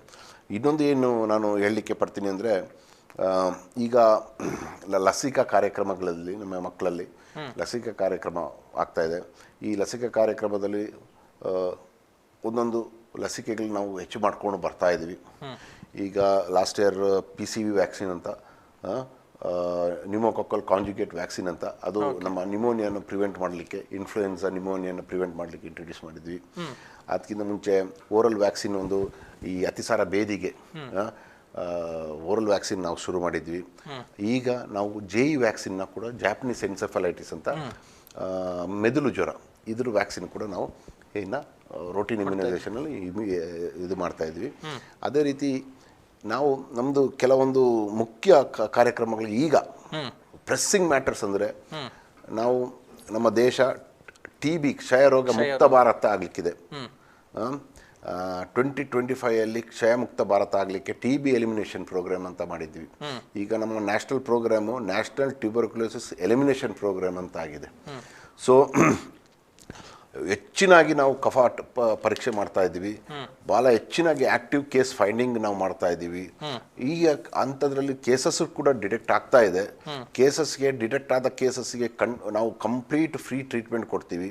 Complete free ಈಗ ಸಾಧಾರಣ ನಮ್ಮ ತಾಲೂಕಿನಲ್ಲಿ ಪುತ್ತೂರು ಕಡಬ ಸೇರಿ 108 ಕೇಸ್ ಇದೆ. 108 ಕೇಸ್ಗೆ ಕೂಡ ನಾವು ಕಂಪ್ಲೀಟ್ ಫ್ರೀ ಟ್ರೀಟ್ಮೆಂಟ್ ಕೊಡ್ತಾ ಇದ್ದೀವಿ. ಅದೇ ರೀತಿ ನಮ್ಮ ಸಂಘ ಸಂಸ್ಥೆಗಳು, ಎಸ್ಪೆಷಲಿ ರೋಟ್ರಿ ಅವರು ಮತ್ತು ಕೆಲವೊಂದು ಇಂಡಿವಿಜುವಲ್ಸು, ನಾನು ಕೂಡ ಸೇರಿ ನಾನು ಇದು ಮಾಡಿದ್ದೀನಿ ಅಂತಿದೆ. ಏನಂದರೆ ಈ TB ಪೇಷಂಟ್ಸ್ಗೆ, ಕೆಲವರು ಬಡತನದಲ್ಲಿದ್ದವರು TB ಪೇಷಂಟ್ಸ್ಗೆ ನಾವು ಫುಡ್ ಕಿಟ್ ಒಂದು 500 ರೂಪಾಯಿದು ಪ್ರತಿ ತಿಂಗಳು ಒಂದು ಕೊಡೋದಂಥದ್ದು ಒಂದು ಕಾರ್ಯಕ್ರಮ ನಡೀತಾ ಬಂದಿದೆ ರೋಟ್ರಿ ಅವರಿಂದ. ಸಾಧಾರಣ 3 ವರ್ಷದಿಂದ ನಾವು ಮಾಡ್ಕೊಂಡ್ಬಂದಿದ್ದೀವಿ. ಇದು ಕೂಡ ಭಾಳ ಹೆಲ್ಪ್ಫುಲ್ ಆಗಿದೆ. ಯಾಕಂದರೆ nutrition is one of the key measures, factors to treat tuberculosis. ಒಳ್ಳೆ ಇದು ಫುಡ್ ಇಲ್ಲ, ನ್ಯೂಟ್ರಿಷಸ್ ಫುಡ್ ಇಲ್ಲ ಅಂದರೆ ಕ್ಷಯರೋಗ ಟ್ರೀಟ್ ಮಾಡಲಿಕ್ಕೆ ಕಷ್ಟ ಆಗ್ತದೆ. ಸೊ ಒಂದು ಸಾಧಾರಣ ಒಂದು 50 ಜನಕ್ಕೆ ನಾವು ಕಿಟ್ಸ್ ಕೊಡ್ತಾ ಇದ್ದೀವಿ, ಪ್ರತಿ ತಿಂಗಳು ಕೊಡ್ತಾ ಇದ್ದೀವಿ. ಅದೇ ರೀತಿ ನಾವು ಇವಾಗ ಮೀಸಲ್ಸ್ ಮತ್ತು ರುಬೆಲ್ಲಾ ದಡಾರ ಎಲಿಮಿನೇಷನ್ ಕೂಡ ಹೋಗ್ತಾ ಇದ್ವಿ. ಅದು ಡಿಸೆಂಬರ್, ಈ ವರ್ಷದ ಡಿಸೆಂಬರಲ್ಲಿ ನಾವು ಮೀಸಲ್ಸ್ ರುಬೆಲ್ಲನ್ನು ಎಲಿಮಿನೇಷನ್ ಮಾಡೋದ್ರಲ್ಲಿದ್ದೀವಿ. ಅದಕ್ಕಾಗಿ ನಾವು ಕ್ಯಾಂಪೇನ್ ಮೋಡಲ್ಲಿ ಲಾಸ್ಟ್ ಇಯರ್ ಕೂಡ ನಾವು ಒಂದು ಸ್ವಲ್ಪ ನಾವು ಕ್ಯಾಂಪೇನ್ ಮೋಡಲ್ಲಿ ವ್ಯಾಕ್ಸಿನ್ಸ್ ಕೊಟ್ಟಿದ್ವಿ. ಈಗ ನಮ್ಮದು ಟಾರ್ಗೆಟ್ ವೈಸು ನಮಗೆ 100ಕ್ಕೆ 100 ಆಗಬೇಕು ಅಂತದ್ದು ವ್ಯಾಕ್ಸಿನೇಷನ್ ಇದೆ. MR we have reached around at least 100ಕ್ಕೆ 100 ಆಗೋದಿಲ್ಲ. ಯಾಕಂದರೆ ಕೆಲವೊಮ್ಮೆ 1 ವರ್ಷದ ಒಳಗೆ ಕೆಲವು ಮಕ್ಕಳು ತೀರ್ಕೊಳ್ತದೆ. ಅಟ್ಲೀಸ್ಟ್ ಸೆಕೆಂಡ್ ಡೋಸ್ ವ್ಯಾಕ್ಸಿನ್ ಒಂದು 2 ಡೋಸ್ ಕೊಡೋದಂಥದ್ದು, ಒಂದು 9ನೇ ತಿಂಗಳಲ್ಲಿ, ಒಂದು 16ನೇ ತಿಂಗಳಲ್ಲಿ. ಸೊ 16ನೇ ತಿಂಗಳಲ್ಲಿ ಸೆಕೆಂಡ್ ಡೋಸೇಜ್ ಅಟ್ಲೀಸ್ಟ್ 95% ರೀಚ್ ಆಗಬೇಕು ಅಂತ ಒಂದು ಟಾರ್ಗೆಟ್ ಕೊಟ್ಟಿದ್ದಾರೆ. So we are trying to achieve that. ಅದಕ್ಕೆ ಜನರದ್ದು ಸಹಕಾರ ಬೇಕು. ಮತ್ತು ಕೆಲವೊಮ್ಮೆ ಒಂದು ಹೊಸದು ಇಂಟ್ರೊಡ್ಯೂಸ್ ಮಾಡಬೇಕಾದ್ರೆ ಯಾವತ್ತು ನಿಮಗೆ ಗೊತ್ತಿದೆ ಅದಕ್ಕೆ ಒಂದು ಸ್ವಲ್ಪ ವಿರೋಧ ಇರ್ತದೆ, ಮಾಹಿತಿ ಕೊರತೆ ಇರ್ತದೆ. ಸೊ ಏನೋ ಮಾಹಿತಿ ಬೇಕಿದ್ರೂ ಕೂಡ ಖಂಡಿತವಾಗ್ಲೂ ನನ್ನೇ ಸಂಪರ್ಕಿಸ್ಬೋದು, ಮತ್ತು ನಮ್ಮ ಮೆಡಿಕಲ್ ಆಫೀಸರ್ಸ್ ಇದ್ದಾರೆ, ಯಾರನ್ನು ಬೇಕಾದ್ರೆ ಸಂಪರ್ಕಿಸ್ಬೋದು, ನಾವು ಇದು ಕೊಡ್ತೀವಿ. ಇನ್ನೊಂದು ಮುಖ್ಯವಾದಂಥದ್ದು ನಾನು ಹೇಳಲಿಕ್ಕೆ ಇಷ್ಟಪಡ್ತೀನಿ ಅಂದರೆ, ನಾವು ಇದನ್ನು ಮರ್ತಿದ್ವಿ, ಕುಷ್ಠರೋಗ, ಲೆಪ್ರಸಿ. ಈಗ ನಾವು we are also going for leprosy eradication. ನಾವು ಲೆಪ್ರಸಿ ಬಗ್ಗೆ ಮರ್ತಾ ಇದ್ವಿ, ಇಲ್ವಾ ಎಲ್ಲಾದರೂ ಒಂದು ನಮ್ಮ ಅರ್ಬನ್ ಏರಿಯಾಸದಲ್ಲಿ ಯಾರಾದರೂ ಬೆಗ್ಗರ್ ಇರ್ತಾರೆ ಅಂತ. ಖಂಡಿತವಾಗ್ಲೂ ಇಲ್ಲ. ನಾವು ಪೋಸ್ಟ್ ಕೋವಿಡ್ ಏನಾಗಿತ್ತು, ನಮ್ಮ ಸರ್ವೈಲೆನ್ಸ್ ಎಲ್ಲ ನಿಲ್ಲಿಸಿದ್ವಿ. ಕೋವಿಡ್ ಟೈಮಲ್ಲಿ ಸರ್ವೈಲೆನ್ಸ್ ಏನಿರಲಿಲ್ಲ, ಮನೆ ಮನೆ ಭೇಟಿ ಏನಿರಲಿಲ್ಲ, ಎಲ್ಲ ನಿಲ್ಲಿಸಿದ್ವಿ ಕೋವಿಡಿಂದಾಗಿ. ಆಗ ಈಗ ಆ 2 years ಇದು ಬ್ಯಾಕ್ಲಾಗ್ ಈಗ ಕಂಡು ಬರ್ತಾ ಇದೆ ನಮಗೆ. ಈಗ ಲೆಪ್ರಸಿ ಕೇಸಸ್ ಕಂಡು ಬರ್ತಾ ಇದೆ. ಈಗ ಲಾಸ್ಟ್ ಇಯರ್ 2 ಹೊಸ ಕೇಸು ನಾವು ಕಂಡುಹಿಡಿದ್ವಿ. ಈ ವರ್ಷ ಇನ್ನೂ ಬಂದಿಲ್ಲ cases, but active case finding ಅಂತ 19ನೇ ತಾರೀಕು ಜೂನಿಂದ ನಾವು ಶುರು ಮಾಡ್ತಾ ಇದ್ವಿ. ಅದು 2 ವಾರ ಸಪ್ತಾಹ ಹೋಗ್ತದೆ. ಅದು 2 ವಾರದಲ್ಲಿ ಎಲ್ಲ ಹೌಸಸ್ಗೆ ನಾವು ವಿಸಿಟ್ ಮಾಡಿ, ಪ್ರತಿಯೊಂದು ಮನೆಗೆ ವಿಸಿಟ್ ಮಾಡಿ, ಆ ಮನೆಯವ್ರ ಹತ್ರ ಯಾವುದಾದ್ರೂ ಬಿಳಿ ಮಚ್ಚೆ ಮೈಯಲ್ಲಿ ಇದೆಯಾ ಅಂತ ನಾವು ನೋಡಿ, ಅದರಲ್ಲಿ ಸ್ಪರ್ಶ ಜ್ಞಾನ ಇದೆಯಾ ಇಲ್ವಾ ಅಂತ ನೋಡಿ, ಇಲ್ಲದಿದ್ದರೆ ಅದು ಲೆಪ್ರಸಿ ಅಂತ ಇದ್ದರೆ, ಅವ್ರಿಗೆ ಶಂಕೆ ಇದ್ದರೆ ಅಂಥವ್ರನ್ನ ನಾವು ಸ್ಪೆಷಲಿಸ್ಟ್ ಹತ್ರ ಕಲಿಸಿ ಅದು ಬಯಾಪ್ಸಿ ತೆಗೆದು ಅದನ್ನು ಕನ್ಫರ್ಮ್ ಮಾಡೋವಂಥದ್ದು. ಇದು ಒಂದು ದೊಡ್ಡ ಒಂದು ಸರ್ವೆ ಆಗ್ತಾ ಇದೆ, leprosy eradication, leprosy control and detection campaign ಅಂತ, LCDCC ಅಂತ. ಸೊ ಇದು 19ನೇ ತಾರೀಕಿಗೆ ಶುರು. ಸೊ ಈ 19ಕ್ಕೆ ಸೊ ಅದರದ್ದು ಟಾಸ್ಕ್ ಫೋರ್ಸ್ ಕೂಡ ನಾವು ನಮ್ಮ AC ಅವರ ಅಧ್ಯಕ್ಷದಲ್ಲಿ 19ನೇ ತಾರೀಕಿಗೆ ನಾವು ಮೀಟಿಂಗ್ ಇಟ್ಟಿದ್ದೀವಿ, ಮಾಡಲಿಕ್ಕಿದ್ದೀವಿ. ಸೊ ಆದಷ್ಟು ಏನು ಕುಷ್ಠರೋಗಗಳಿದೆ, ಯಾಕಂದರೆ ಕುಷ್ಠರೋಗ ಅಂದರೆ ಅದು ಏನು ಅಕ್ಯೂಟ್ ಅಲ್ಲ. ನಿಮಗೆ ಇವತ್ತು ಕುಷ್ಠರೋಗ ತಾಗಿದ್ರೆ ನಾಳೆ ಬಿಳಿ ಪ್ಯಾಚ್ ಆಗ್ತದಲ್ಲ, ಇದು ಕ್ರಾನಿಕ್ ಆಗಿರೋದು 5, 6, 7 ವರ್ಷದಿಂದ ಒಂದು ಪ್ಯಾಚ್ ಇರ್ತದೆ, ಅದಕ್ಕೆ ಏನು ಹಚ್ಚಿರ್ತಾರೆ, ಅದು ಸರಿ ಆಗೋದಿಲ್ಲ. ಬಟ್ ಅದು ಕುಷ್ಠರೋಗ ಅಂತ ಅವ್ರಿಗೆ ಗೊತ್ತೂ ಇರೋದಿಲ್ಲ. ಸೊ ಕುಷ್ಠರೋಗ ಎಲ್ಲಿ ಬರ್ತದೆ, ಬಿಳಿ ಪ್ಯಾಚಲ್ಲಿ ನಿಮಗೆ ಸ್ಪರ್ಶ ಜ್ಞಾನ ಇಲ್ಲದಿದ್ದರೆ, ಮುಟ್ಟಿದ್ದು ಗೊತ್ತಾಗಲಿಲ್ಲ ಅಂದರೆ ಅದು ಲೆಪ್ರಸಿ ಅಂತ ಅರ್ಥ. ಸೊ ಖಂಡಿತವಾಗ್ಲೂ ಅದಕ್ಕೆ 100ಕ್ಕೆ 100 ಗುಣ ಆಗ್ತದೆ, 100ಕ್ಕೆ 100 ಗುಣ ಆಗ್ತದೆ ಇನಿಷಿಯಲಿ ಇದು ನಾವು ಟ್ರೀಟ್ ಮಾಡಿದ್ರೆ. ಸೊ ಇದ್ರ ಬಗ್ಗೆ ಕೂಡ ನಮ್ಮ ಕಾರ್ಯಕರ್ತರು ಮನೆ ಮನೆಗೆ ಬರ್ತಾರೆ, ಸಹಕರಿಸಬೇಕು ಇದ್ರ ಬಗ್ಗೆ. ನಾನು ಅಷ್ಟೇ ಕೇಳ್ಕೊಳ್ಳೋದು, ಯಾಕಂದರೆ ನಮ್ಮ public health is my responsibility. So ಎಲ್ಲ ಸಾರ್ವಜನಿಕರದ್ದು ಎಲ್ಲರದು ನಮಗೆ ಸಹಕಾರ ಬೇಕು ಇದರಲ್ಲಿ. ಓಕೆ, ಬಹುಶಃ ಇದು ನಿಮ್ಮ ಈ ಮಳೆಗಾಲದ ಕಾರ್ಯಕ್ರಮಗಳು, ಅದರ ಜೊತೆಗೆ ರಾಷ್ಟ್ರೀಯ ಕಾರ್ಯಕ್ರಮಗಳೆಲ್ಲವನ್ನು ಕೂಡ ಸೇರಿಸಿಕೊಂಡು ಮಾಡಬೇಕಾದಂಥ ವ್ಯವಸ್ಥೆಗಳು ಹೇಗೆ ಸರ್? ಇದಕ್ಕೆ ಸಿಬ್ಬಂದಿಗಳನ್ನು ಅಂದರೆ ಬಹುಶಃ ಬೇರೆ ಬೇರೆ ಇಲಾಖೆಗಳ ಸಹಯೋಗದಲ್ಲಿ ಮಾಡ್ತೀರಿ, ಹೇಗಿದೆ ಈಗ ಇದಕ್ಕೆ ಅಂತ ಎದುರಾಗುವ ಸವಾಲುಗಳು ಯಾವುದು ನಿಮಗೆ? ಈಗ ಗೌತಮರು ಹೇಳ್ಬೇಕಂದ್ರೆ ನಮಗೆ ಸಮಸ್ಯೆನೇ ಇರೋದು ವೇಕೆನ್ಸಿ. ಪುತ್ತೂರು ತಾಲೂಕಿನಲ್ಲಿ ಸ್ಯಾಂಕ್ಷನ್ಡ್ ಪೋಸ್ಟ್ ನಮ್ಮ ಆರೋಗ್ಯ ಇಲಾಖೆ ಎಲ್ಲದು, ಆರೋಗ್ಯ ಇಲಾಖೆ ನಮ್ಮ ತಾಲೂಕು ಆಸ್ಪತ್ರೆ ಬಿಟ್ಟು 388 ಸ್ಯಾಂಕ್ಷನ್ಡ್ ಪೋಸ್ಟು. ಅದರಲ್ಲಿ ಕೆಲಸ ಮಾಡ್ತಿರೋದು ಖಾಲಿ 159, 229 ವೇಕೆಂಟ್, ಅರ್ಧಕ್ಕಿಂತ ಹೆಚ್ಚು, 3/4 ಮುಕ್ಕಾಲು ವಾಸಿ ಖಾಲಿ ಇದೆ. ಅಂಥ ವೇಕೆನ್ಸಿಯಲ್ಲಿ ಇಟ್ಕೊಂಡು ಕೂಡ ನಾವು ಕೆಲಸ ಮಾಡಬೇಕಾಗ್ತದೆ. ಅದೇ ಕಡಬ ತಾಲೂಕು ಕೂಡ ತಗೊಂಡ್ರೆ 124 ಸ್ಯಾಂಕ್ಷನ್ ಪೋಸ್ಟ್ ನಮ್ಮ ಹೆಲ್ತ್ ಡಿಪಾರ್ಟ್ಮೆಂಟಲ್ಲಿ, ಮೆಡಿಕಲ್ ಆಫೀಸರ್ಸು, ANMs ಎಲ್ಲ ಸೇರಿ ನಾನು ಹೇಳ್ತಾ ಇರೋದು. ಅದರಲ್ಲಿ 80 ವೇಕೆಂಟು, ಖಾಲಿ 44 ಜನ ಕೆಲಸ ಮಾಡ್ತಾ ಇದ್ದಾರೆ. ಸೊ ವೇಕೆನ್ಸಿ ತುಂಬ ಇದೆ. ಈವನ್ ನಮ್ಮ ಗೌರ್ಮೆಂಟ್ ತಾಲೂಕು ಆಸ್ಪತ್ರೆಯಲ್ಲೂ ಕೂಡ ವೇಕೆನ್ಸಿ ತುಂಬ ಇದೆ. ಡಾಕ್ಟರ್ಸ್ ವೇಕೆನ್ಸಿ ಅಷ್ಟಿಲ್ಲ, 14 ಸ್ಯಾಂಕ್ಷನ್ ಪೋಸ್ಟ್ ಅದರಲ್ಲಿ ಹತ್ತಿದ್ದಾರೆ. ಅದರ್ ಸ್ಟಾಫು, D ಗ್ರೂಪು ಮತ್ತು ನರ್ಸಿಂಗ್ ಸ್ಟಾಫ್ಸ್ ಎಲ್ಲ ವೇಕೆನ್ಸಿ ಇದೆ. ಸೊ ಇಂಥ ವೇಕೆನ್ಸಿಯಲ್ಲಿ ನಮಗೆ ಅಂದರೆ ಈಗ ಎಷ್ಟೋ ಜನ ರಿಟೈರ್ ಆಗ್ತಿದ್ದಾರೆ, ಬಟ್ ಅವ್ರ ಪೋಸ್ಟ್ ಫಿಲ್ ಆಗ್ತಾ ಇಲ್ಲ.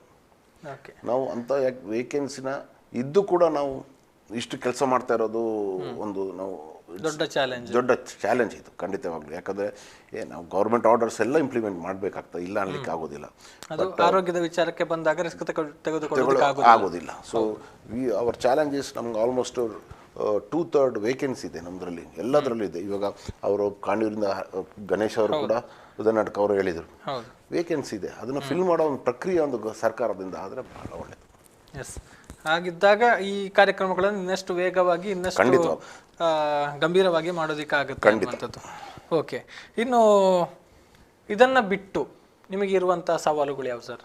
ಸಿಬ್ಬಂದಿಗಳ ಒಂದು ಕೊರತೆ ಅನ್ನುವಂಥದ್ದು ದೊಡ್ಡ ಮಟ್ಟಿನ ಸವಾಲು. ಅದನ್ನು ಹೊರತುಪಡಿಸಿದ್ರೆ ಈಗ ನಿಮಗೆ ಆರೋಗ್ಯ ಇಲಾಖೆ ಎದುರಿಸ್ತಾ ಇರುವ ದೊಡ್ಡ ಸವಾಲು.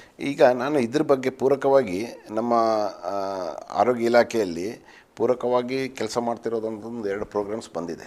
ಒಂದು ಡಿಸ್ಟ್ರಿಕ್ಟ್ ರೆಸಿಡೆನ್ಸಿ ಪ್ರೋಗ್ರಾಮ್ ಅಂತ ಬಂದಿದೆ. ಈ ಡಿಸ್ಟ್ರಿಕ್ಟ್ ರೆಸಿಡೆನ್ಸಿ ಪ್ರೋಗ್ರಾಮ್ ಏನಂದರೆ ನಮ್ಮ ನ್ಯಾಷನಲ್ ಮೆಡಿಕಲ್ ಕೌನ್ಸಿಲಲ್ಲಿ ಈಗ ಹೊಸದಾಗಿ ನಿರ್ಮಾಣ ಆದ ನ್ಯಾಷನಲ್ ಮೆಡಿಕಲ್ ಕೌನ್ಸಿಲಲ್ಲಿ ಇದು ಒಳಗೊಂಡಿದೆ. ಏನಂದರೆ ಸೆಕೆಂಡ್ ಇಯರ್ ಪಿ ಜಿ ಯಾವುದೇ ಪಿ ಜಿ ಮಾಡ್ತಾ ಇರಲಿ, ಆರ್ಥ ಮಾಡ್ತಿರಲಿ, ಮೆಡಿಸಿನ್ ಮಾಡ್ತಿರಲಿ, ಯಾವುದೇ ಪಿ ಜಿ ಮಾಡ್ತಿರಲಿ, ಆದರೆ ಸೆಕೆಂಡ್ ಇಯರ್ ಅಲ್ಲಿ ಬರುವಾಗ 3 ತಿಂಗಳು ಅವರು ಕಡ್ಡಾಯವಾಗಿ ಗ್ರಾಮೀಣ ಸೇವೆ ಸರ್ಕಾರ ಸೇವೆ ಮಾಡಲೇಬೇಕು ಅಂತ.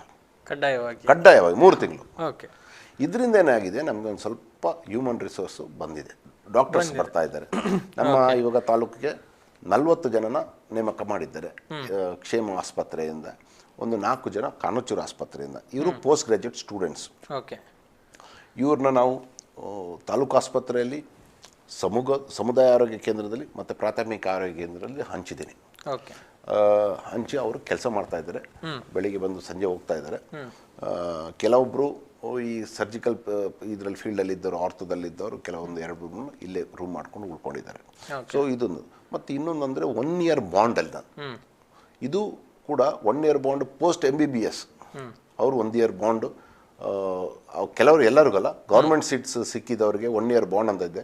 ಆ 1 ಇಯರ್ ಬಾಂಡಲ್ಲಿ ಕಡ್ಡಾಯವಾಗಿ ಅವ್ರದ್ದು ಇಂಟರ್ನ್ಶಿಪ್ ಆದ ನಂತರ 1 ವರ್ಷ ಇಲ್ಲಿ ಕೆಲಸ ಮಾಡಬೇಕು. ಗೌರ್ಮೆಂಟ್ ಸರ್ಕಾರ ಕೆಲಸ ಮಾಡಲೇಬೇಕು. ಅದಾದಮೇಲೆ ಅವ್ರಿಗೆ ಸರ್ಟಿಫಿಕೇಶನ್ ಸಿಗೋದು. ಅದೇ ರೀತಿ ಪಿ ಜಿ ಸ್ಟೂಡೆಂಟ್ಸ್ ಕೂಡ ಪೋಸ್ಟ್ ಗ್ರ್ಯಾಜುಯೇಟ್, ಇವಾಗ ಆರ್ಥೋಪೆಡಿಕ್ಸ್ ಆಗಲಿ, ಸರ್ಜರಿ ಆಗಲಿ, ಮೆಡಿಸಿನ್ ಆಗಲಿ, ಅವರ ಪೋಸ್ಟ್ ಗ್ರ್ಯಾಜುಯೇಷನ್ ಮುಗಿದ ನಂತರ ಅವ್ರಿಗೆ ಫ್ರೀ ಸೀಟ್ ಸಿಕ್ಕಿದ್ರೆ ಅವರು 1 ವರ್ಷ ಕಡ್ಡಾಯವಾಗಿ ಗ್ರಾಮೀಣ ಸೇವೆ ಮಾಡಲೇಬೇಕು, ಸರ್ಕಾರ ಸೇವೆ. ಸೊ ಇವ್ರನ್ನ ನಾವು ಭಾಳಷ್ಟು ಯುಟಿಲೈಸ್ ಮಾಡ್ತಾ ಇದ್ವಿ. ಹೆಲ್ಪ್ ಕೂಡ ಆಗ್ತಾ ಇದೆ. ಸೊ ನಮಗೆ ಆ್ಯಕ್ಚುಲಿ ಇವಾಗ ನೋಡಿದರೆ ಕೆಲವೊಂದು 2 PHCಲಿ ಮಾತ್ರ ನಮಗೆ ವೈದ್ಯಾಧಿಕಾರಿಗಳು ಇಲ್ಲ, ಡಾಕ್ಟರ್ಸ್. ಬೇರೆ ಎಲ್ಲ ಜಾಗದಲ್ಲೂ ಇದ್ದಾರೆ.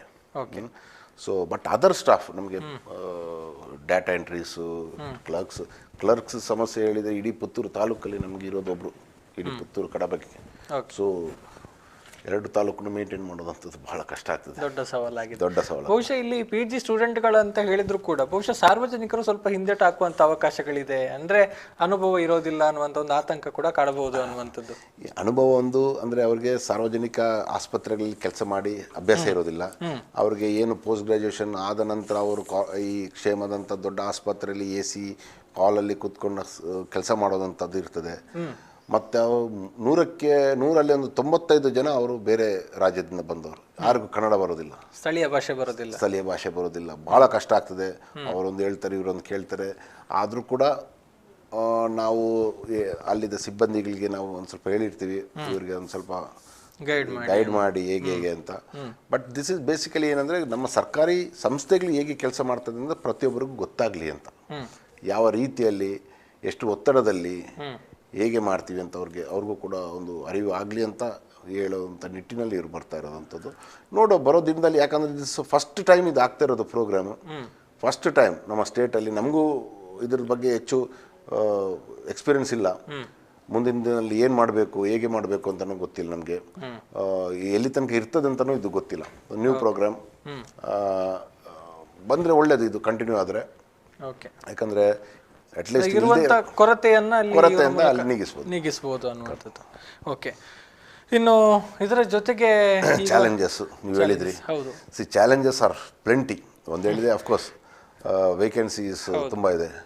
ಸೆಕೆಂಡ್ ನೋಡಿ, ನಮ್ಮದು ಗುಡ್ಡ ಪ್ರದೇಶ, ಮಳೆ ಬಂದ ಕೂಡಲೇ ಎಲ್ಲೆಲ್ಲಿ ನದಿಗಳು ಹರಿತವೆ, ಅಲ್ಲಲ್ಲಿ ಹೊಂಡಗಳಾಗ್ತವೆ, ತೋಡುಗಳು ಶುರು ಆಗ್ತವೆ ಎಲ್ಲ.